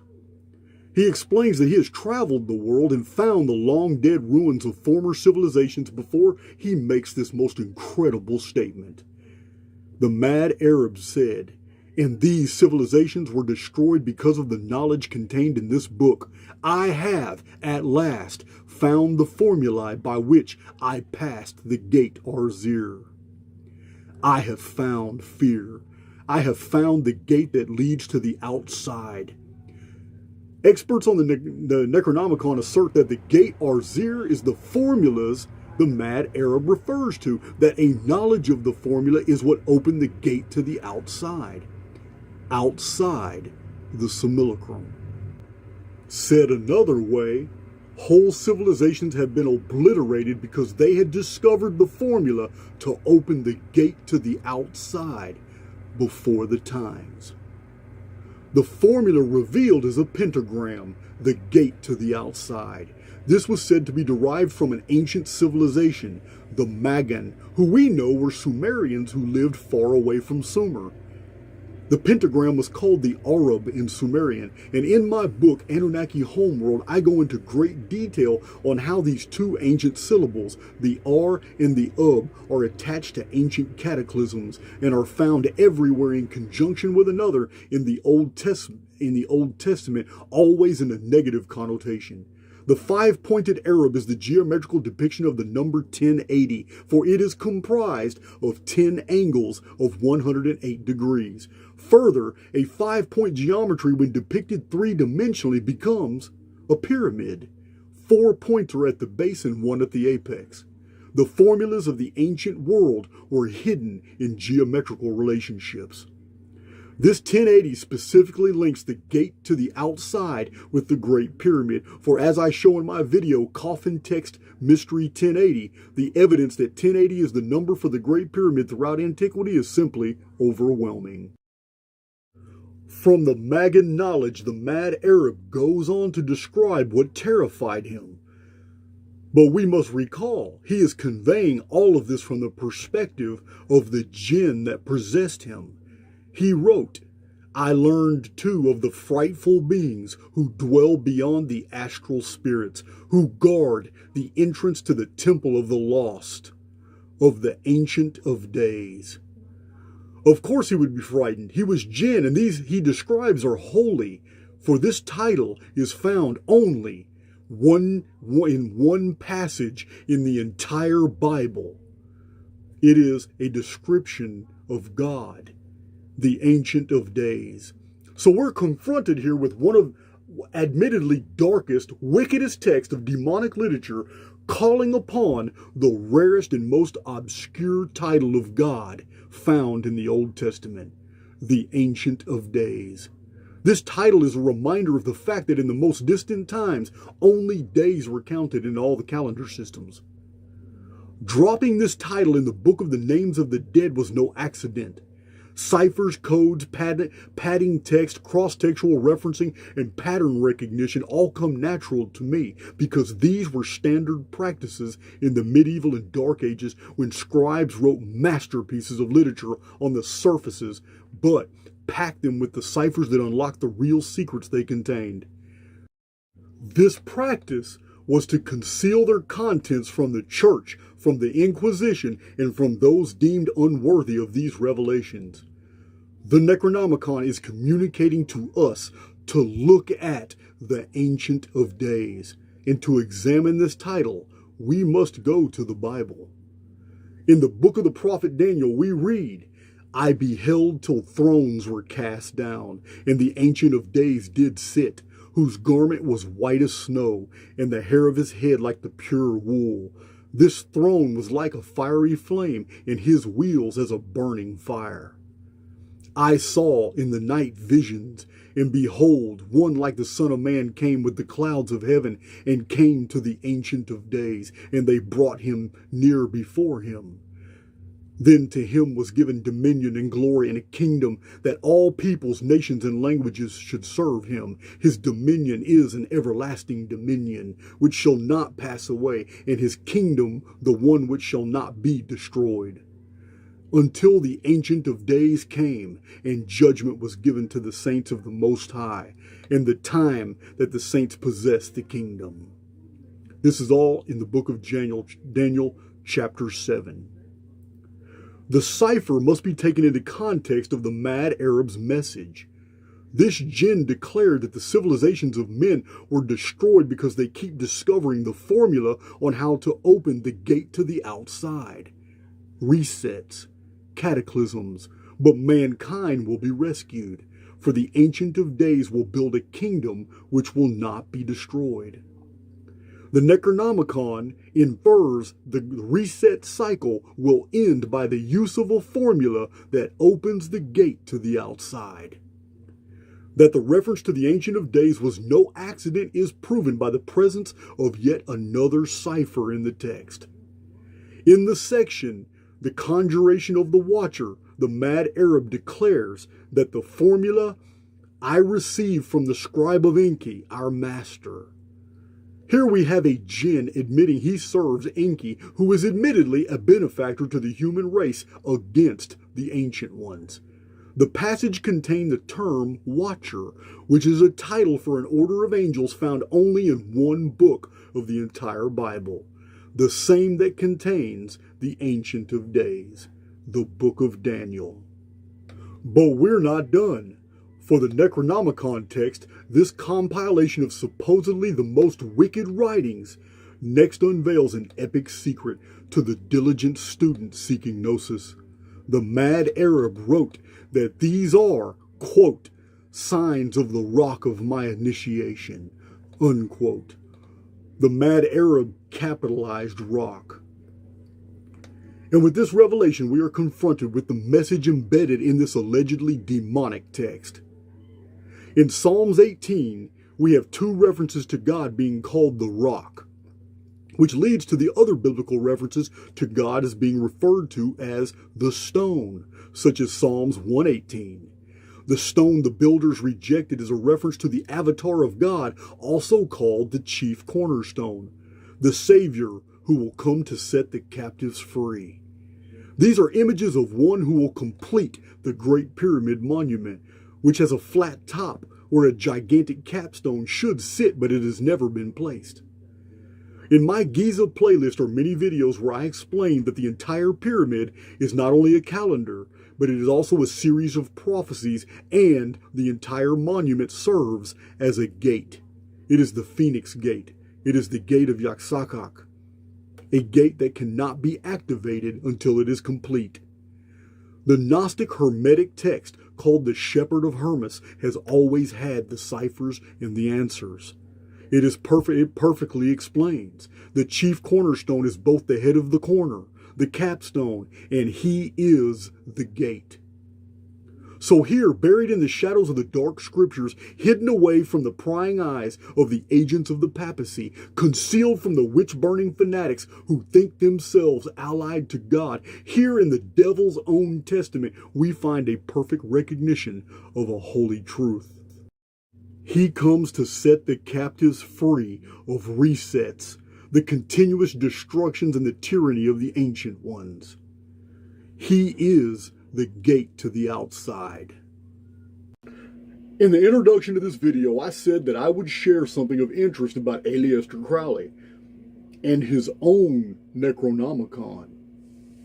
Though alive at the same time, it is well known that Crowley and Lovecraft, they lived totally different lives, and they never met.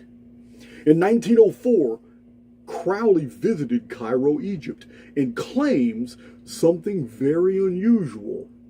He claims that some pseudo-intelligent human-like entity called Aiwass dictated to him 3 chapters of a text that Crowley later called the Book of the Law.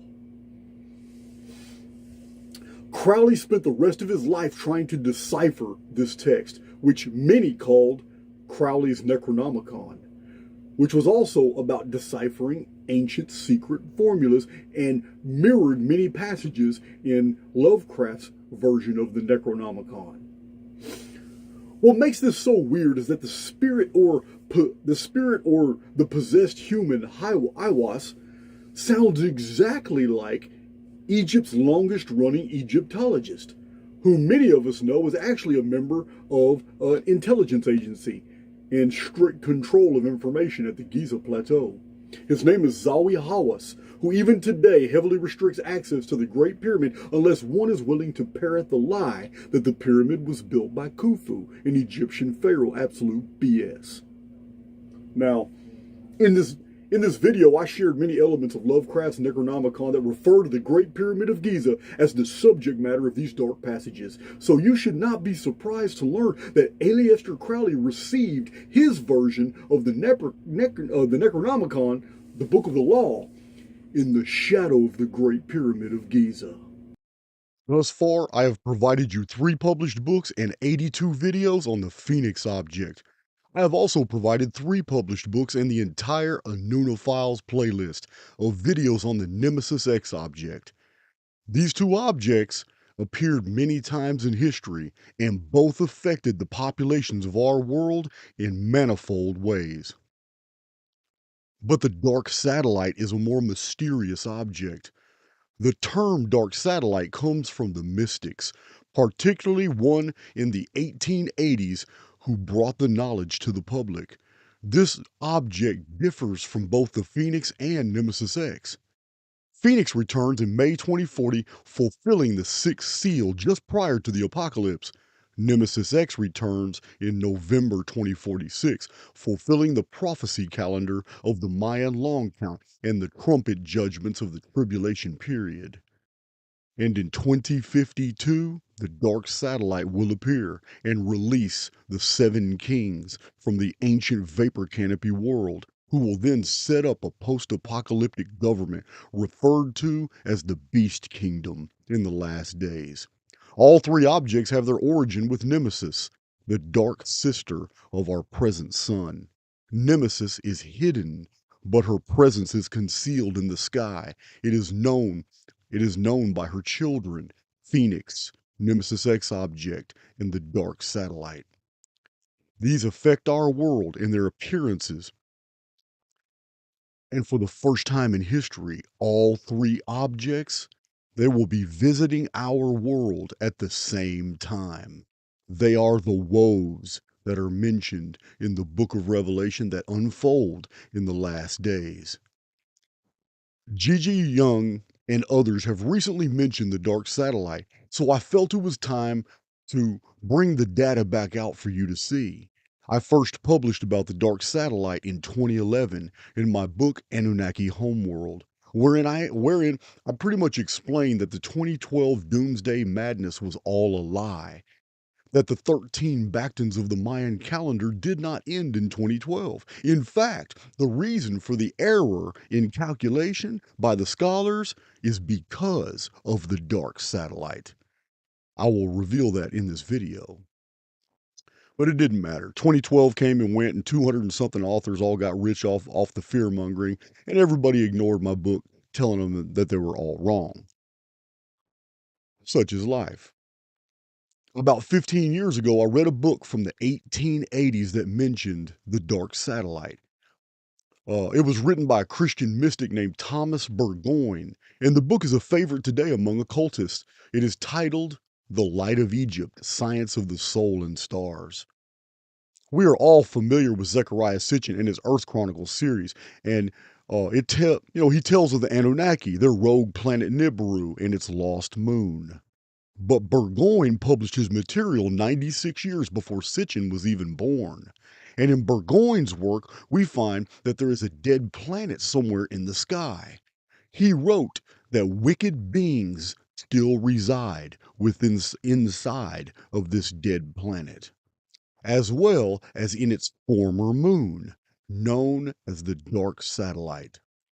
Now, Burgoyne wrote there existed an unbroken tradition among mystics, and there was a missing planet, and that it was pushed out of line of march by a disturbing force, and that it became, in time, it became a prey of disruptive action, and ultimately this planetary form lost its shape, and it is now a mass of fragments. He says that the dark satellite is inhabited by beings possessing the highest forms of cunning and intelligence, who are the producers of the greatest portion of human suffering and misery which afflicts humanity. Also, the rulers of the dark satellite mercilessly distort every arcane truth into theological dogma and partial error, causing it to assume in the human mind the delusive forms on the externals of truth and logic, and corrupt truth in every form wherein it struggles to manifest itself on earth. That's a heavy statement.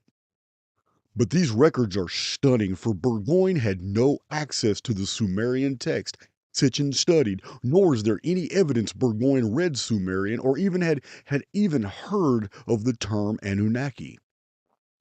Hardly anything was known about Sumer in the text from the texts that were discovered in the days of Burgoyne, because these were left untranslated and put in museum basements where they would stay until the 21st century and the 20th century, when they would begin to be translated. So it's very interesting that Burgoyne was was publishing these things before Zechariah Sitchin even came around, and basically said the same thing and put a whole narrative with it. His information truly came from traditions and sources passed down outside the realm of modern scholarship and the media. He claimed that this was an old occult tradition, and we have no reason to disbelieve him.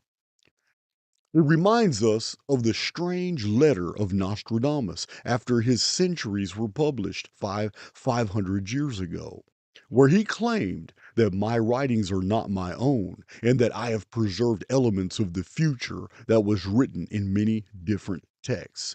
He put them all together and then he burned that library so others could not find it.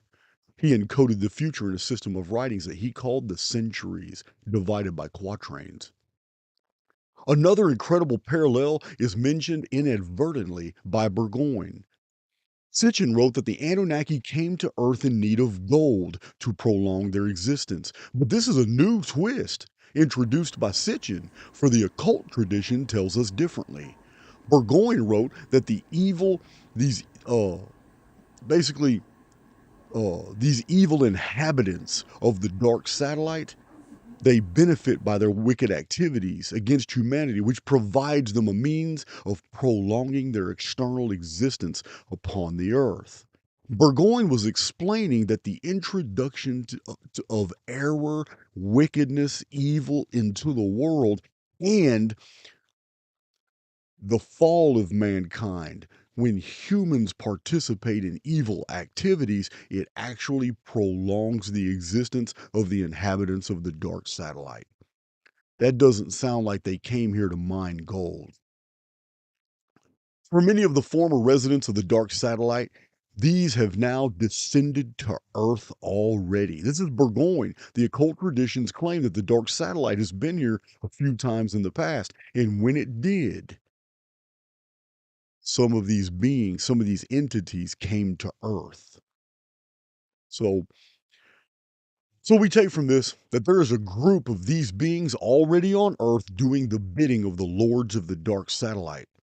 I wish to interject now that these beings have already set up their infrastructure and control systems in our own underworld. These beings are the true power of the puppets that we call the elite. Now, after reviewing the mystical echoes of Burgoyne's research, one should perhaps be a little less critical of some similar modern satanic literature further substantiating the existence of these evil entities. In the testimony of the mad Arab, as recorded in the occult book titled Necronomicon, the tome of the names of the dead, we read, "May the gods be ever merciful to thee. May thou escape the jaws of the Mascum, and vanquish the power of the ancient ones. And the gods grant thee death before the ancient one shall rule the world once more." The Mascum is a Sumerian ideogram for a race of demons in the old tablet texts that are often linked to the Anunnaki. The ancient ones are demonic lords of the Anunnaki, known in Sumerian and Babylonian texts, and in the book of Revelation as the Seven Kings. They were present on earth and began a reign over mankind in 2909 BC, a dynasty that lasted 670 years, until cut off by the Great Flood or the Phoenix Cataclysm in 2239 BC. Thus, the seven kings of Sumer ruled 670 years. This dynasty is the same remembered in ancient China as the Dragon Kings. The Necronomicon, the text appears to be derived from the Babylonian Enuma Elish tablets concerning the Anunnaki and the Genesis reset cataclysm. In fact, Genesis seems to be a condensed version of the events of the seven tablets of the Enuma Elish. In my own video presentation on the Necronomicon, I show how the text is a mixture of fact and fantasy, with portions inserted in the text that came from older works, some of them Akkadian writings. Such a race of imprisoned beings is also the subject of the 5th century BC traditions of Cervantes in Persia, who held that the star constellations were friendly to mankind, but the planets were actually chained demons. They're called wandering stars. Continuing with the Necronomicon, we read in the Book of the Conjuration of the Watchers that it is said that some of that race lie waiting for the Ancient Ones to once more rule the cosmos, that they may be given the right hand of honor, and such as these are lawless. This is what is said. That's straight out the Necronomicon. It's explaining that there are evil entities already here among us, and they're just waiting for the return of the seven kings. The imprisonment of these beings is the subject of much of the Book of Enoch, who was a prophet not for the antediluvian period, but specifically for the last days. In the Enochian text, they are called the Watchers. The Watchers are the Anunnaki and the ones who are awaiting for the return of their elite. They are the world rulers who govern the affairs of our lives. They are waiting for the return of these beings. They have libraries and knowledge stored in the underworld that concerns these matters, and they are very knowledgeable of the times. This is why they continually spend billions of dollars putting out false histories of the world and funding anybody who will promote any type of rendition or fantasy about the past that is absolutely inaccurate and will promote confusion. There has recently been talk on social media about not only the dark satellite, but also a possible connection between Elon Musk's Starlink technology somehow being connected to freeing these demonic entities into our world. This was mentioned recently by Gigi Young. For those of you who follow Gigi, I want to add to this a very important fact that basically shows her to be right on the money. You see, in old cuneiform tablets, we have references to a civilization that existed before Egypt came into existence, and this forgotten country was called Magan. And in the Magan text of the Necronomicon, we read, "Man is the key by which the gate of Yaxakak may be flung wide, by which the ancient ones seek their vengeance upon the face of the earth, upon the offspring of Marduk," that's mankind. "For that which is new came from that which is old, and that which is old shall replace the new, and once again the ancient one shall rule upon the face of the earth." Now, my interpretation of this is that humans are needed to build and then activate a technology that will open the dark satellite when it reappears and free the ancient ones. Our ancestors remembered the reign of the seven kings of the Anunnaki and their 670-year rule over mankind before the flood, a subject provided in depth in another work of mine titled Return of the Fallen Ones. This book is also available on Amazon with Anunnaki Homeworld. This gate mentioned in the Necronomicon is the same as the gate of Rostal in ancient Egypt. It is the same one of the Gnostic records guarded by Kalapatoroth, the Sphinx. This is the gate of, and mankind is the key, meaning humans and human destiny is inextricably entwined with whatever the function is of the Great Pyramid in Egypt. Remember in my prior presentations where I cite old books that claim that when the gods of Greece were scared of Typhon, they fled to Egypt, just as demons do when they fear that they will be exorcised from a human host. The gate is at Giza, the ancient Akuzan site where Enoch vanished before 800,000 witnesses. Now we delve into the juicy stuff, as my Welsh friend Martin likes to say. The calendrics of the dark satellite are amazing. The collapse of the vapor canopy in 2239 BC, the day the sky fell, otherwise known as the Great Flood, was caused by the Phoenix. This ended the reign of the seven kings over the ancient Pentapolis, or the five cities of the Anunnaki. The Sumerian king list reads that the flood ended the 241,200 stars of the seven kings' reign, their empire destroyed by the Phoenix. Zechariah Sitchin and his followers have promoted a false version of chronology, claiming that seven kings could actually live 241,200 years. In my own presentations, I have shown how Sumerian reckoning works and that the day count system was the only one they knew in the vapor canopy period. Stars were the turning of the stars, one turning of the stars around Alpha Draconis, the dragon eye, and it was only one day. Thus, the 241,200 shars of the Sumerian king list was merely 670 years of 360 days each. The ancient Hindu, the Olmec, the Sumerian, the Mayan calendars, they all have this common denominator that they were day count systems. And they're all divisible. All their units and ages, epochs, they're all divisible by 360. Zechariah Sitchin has successfully deceived people into thinking that kings before the flood could actually live for many tens of thousands of years, and it is preposterous. The end of a 670-year period, it actually leads us to the beginning of another empire that would end after 670 years. And this synchronicity leads us to the first appearance of the dark satellite after the Great Flood. It was the year 1899 BC. Nimrod ruled but was overshadowed by his infamous mother, Queen Semiramis of Babylon.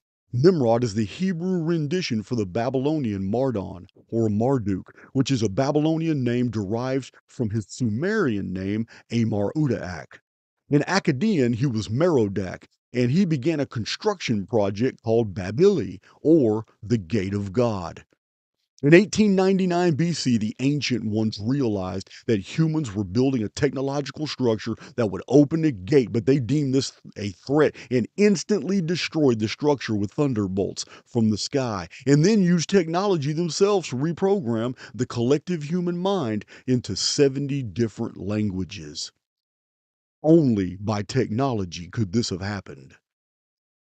Humans found that they could no longer understand one another and separated into the groups of those who spoke their own tongue. I have a video where I cite all the ancient records and traditions that refer to this event. This was a reset that scattered humanity. According to the Jewish tradition, this was accomplished when God sent evil angels among them. Nimrod was blamed for the weakening of Babylon and depopulation as groups left off to build their own cities. His throne name was changed to Amraphel, meaning he made us fall, and in the historical record he is known better as Hammurabi. He was empowered by an alliance with the Amorites. With fall with the fall of Babili, or the Gate of God, the Hittites of Anatolia and the Amorites of Mitanni, these are brother and sister empires, they filled the power vacuum and became the dominant empires of the Near East and Mediterranean.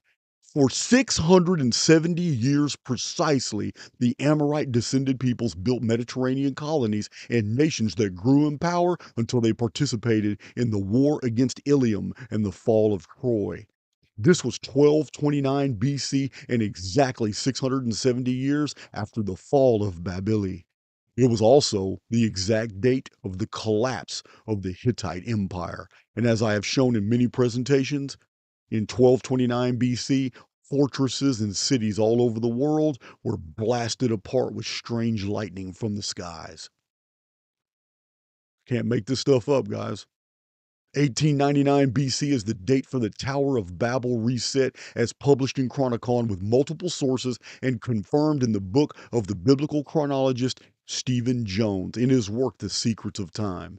1899 BC, the fall of Babylon event is confirmed in a cross-calendrical parallel found in that in the year 1899 Anno Domini of our calendar, excavations of Babylon began by a German team under Robert Koldewey. You just can't make this stuff up. In 1899 BC, Babylon is destroyed. In 1899 AD, Babylon is excavated by archaeologists. 1899 BC was 1976 years to 76 AD, the year that, according to naturalist Pliny the Elder, a spear appeared in the sky, and it was a strange omen. When have we seen a spear hanging in the sky? Look here. At this woodcut from 1561, a spear appeared over Germany. In India, a whole new calendar was begun called the Saka count, the Saka calendar. Remember, over and again, I've shown you guys that new calendars are implemented many times to cover up reset events. As 76 AD was 1976 years after 1899 BC, Tower of Babel event, 76 AD is likewise 1976 years to 2052. Return of the dark satellite. Ancient ones require human assistance to open the gate of Yaxakak at Giza. This is when the seven kings of the Anunnaki will return to usher in the beast kingdom of the apocalypse. They take liberty from mankind, shown in the Statue of Liberty prophecy. Yes, guys, the Statue of Liberty off the coast of New York is a prophecy. It is a lithic prophecy. The world is full of them. This prophecy is a statue of Queen Semiramis of Babylon that was erected in 1884 of our calendar. And it has 168 steps, stone steps, that lead up to the torch. Each step represents a year. 168 steps plus 1884, when the statue was dedicated and erected, is 2052, when liberty will be taken from the earth. 1899 BC plus 1976 years led us to 76 AD, when there was a calendar change and a great spear appeared in the sky. We simply add another 1976 years and we're at 2052. This is a huge isometric pattern with the start of a calendar, basically the Saka calendar, as its epicenter. Thus, the cross-calendrical parallel is 1976 Anno Domini, when the start of basically Zechariah Sitchin's Earth Chronicles series began to awaken humans to the knowledge of the Ancient Ones and thus empower them in the construct. So, you understand what I'm saying? The Ancient Ones destroy the gate of God in 1899 BC, and 1976 years later, they pass over in 76 AD, and in India, they start a whole new calendar. In 1976 years later is 2052, when a gate is activated by mankind's participation, which is something they evidently need. So this 1976 is very attached to these beings. 1976 years, isometric projection going in two different ways at the same time, connected to Babylon, connected to the return of the Ancient Ones. The 1976 period ends in 2052, but the cross-calendrical parallel is 1976 AD, when Zechariah Sitchin began his campaign to bring about awareness of the Anunnaki to the world.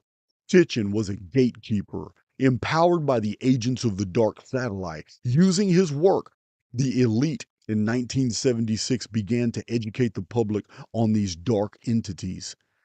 This was needed because the construct currently has them imprisoned in the dark satellite, and their release is totally dependent on a significant amount of human collective to believe in their existence. This is an observer dependent universe, and those things completely forgotten no longer exist. That Sitchin is the prophet of the dark satellite is easily found in the calendrics between this mystery object's appearances of old and the release of the Earth Chronicles in 1976. The ancient ones as manipulators and sowers of confusion is proven in the calendrics. 1899 BC to 2052 AD is 3,952 years, or 10 periods of 395.2 years. A simple deduction of 395.2 years from 1899.2 brings us to the year 1504 BC. And another 395.2 years brings us to 1108 BC. Then a third 395.2 years brings us to 713.6 BC. 713 is the end of the sixth Bacton, or the 864,000 days of the Mayan long count, each Bacton being a Mayan age of 144,000 days. Thus, the dark satellite appeared at another calendar change. This is no coincidence. What happened in 713 BC was another strange reset, like the earlier Babel confusion of tongues. Instead, this time, it was a confusion of calendars.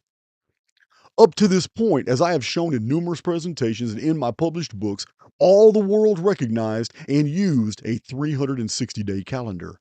But in this year, something in the sky issued thunderbolts that destroyed whole fortifications and even vaporized 185,000 Assyrian soldiers as the sun not only stopped moving across the sky, but retrograded 10 degrees. This astonishing event is recorded in the Bible. It involves King Hezekiah and the prophet Isaiah. It resulted in a change of the length of the year. The 360-day year turned into 365.24 days, and every civilization after 713 BC changed their calendars and their timekeeping systems. This data is in my books, Anunnaki Homeworld and in Chronicon. I have a few videos on the event as well. It was this alteration of the year that changed the Mayan long count end date to 2046, the year of the return of the Nemesis X object. The archons, or ancient ones, first introduced different languages to promote confusion and scatter humanity. Then they altered the calendar so men could not accurately reckon the times. Then they empowered Zechariah Sitchin to promote widely a false version of events while still bringing public awareness of the existence of the Anunnaki, thus empowering them in the construct. The work of Zechariah Sitchin is steadily promoted by people like Billy Carson. The ancient ones are busy. Here is another interesting calendric. In 1752, there was a major calendar change. This was the year of the octagonal star that appeared over Slavinge, Norway, and caused destruction across the land. I have a video about this. This was 150 years before 1902, the Phoenix year, the appearance of a strange red star, and the year of the hidden reset. A year Charles Fort said was a new dark age. In itself, this means nothing, except for the fact that 1902 itself is 150 years exactly to 2052. So 1752 and 1902 being equidistant and concerning strange things appearing in the sky and affecting humanity demonstrates that in the calendrics, 2052 is the appearance of the dark satellite and the release of its inhabitants, and probably the imposition of an entirely new calendar. I have shown you many different ancient sources that reveal that days were the ancient timekeeping standard, that all cultures in the ancient world used a year of 360 days that mirrored the zodiacal 360 degrees, that the impossibly long periods the Egyptians and Chaldeans referenced were lunar reckoning counts, and that these things were already understood by ancient writers, that modern authors have been lying to you. 253 data packed pages from this 270-year-old book right here that I have a video about. This book right here was published in 1752. Year of the Octagonal Star. And amazingly, in this old book, all the data of both the ancient 360-day year and the later 365.24-day year, the calendar change, these things are all conveyed in this old book from 1752. There is no such thing as coincidence. These palindromic patterns in history and perfect synchronicities in narratives and calendars are evidence that we are living out a controlled drama, a protocol filled construct. These hundreds of videos I have provided in my published books show clearly to the unbiased observer that in May 2040 the Phoenix phenomenon will visit our world. That 6.5 years later in 2046 the Nemesis X object will appear and will initiate a a species invasion. And in 2052, the dark satellite will return, and the seven kings from the ancient vapor canopy world of the Sumerian Pentopolis will be released and then use their power to support the reign of a dark goddess. Her empire will last 54 years over the collective empires of gold, silver, brass, and iron until the return of the chief cornerstone who will fulfill the pyramid prophecy and usher in the stone kingdom of peace. It's not even mysterious. We're living in a programmed reality.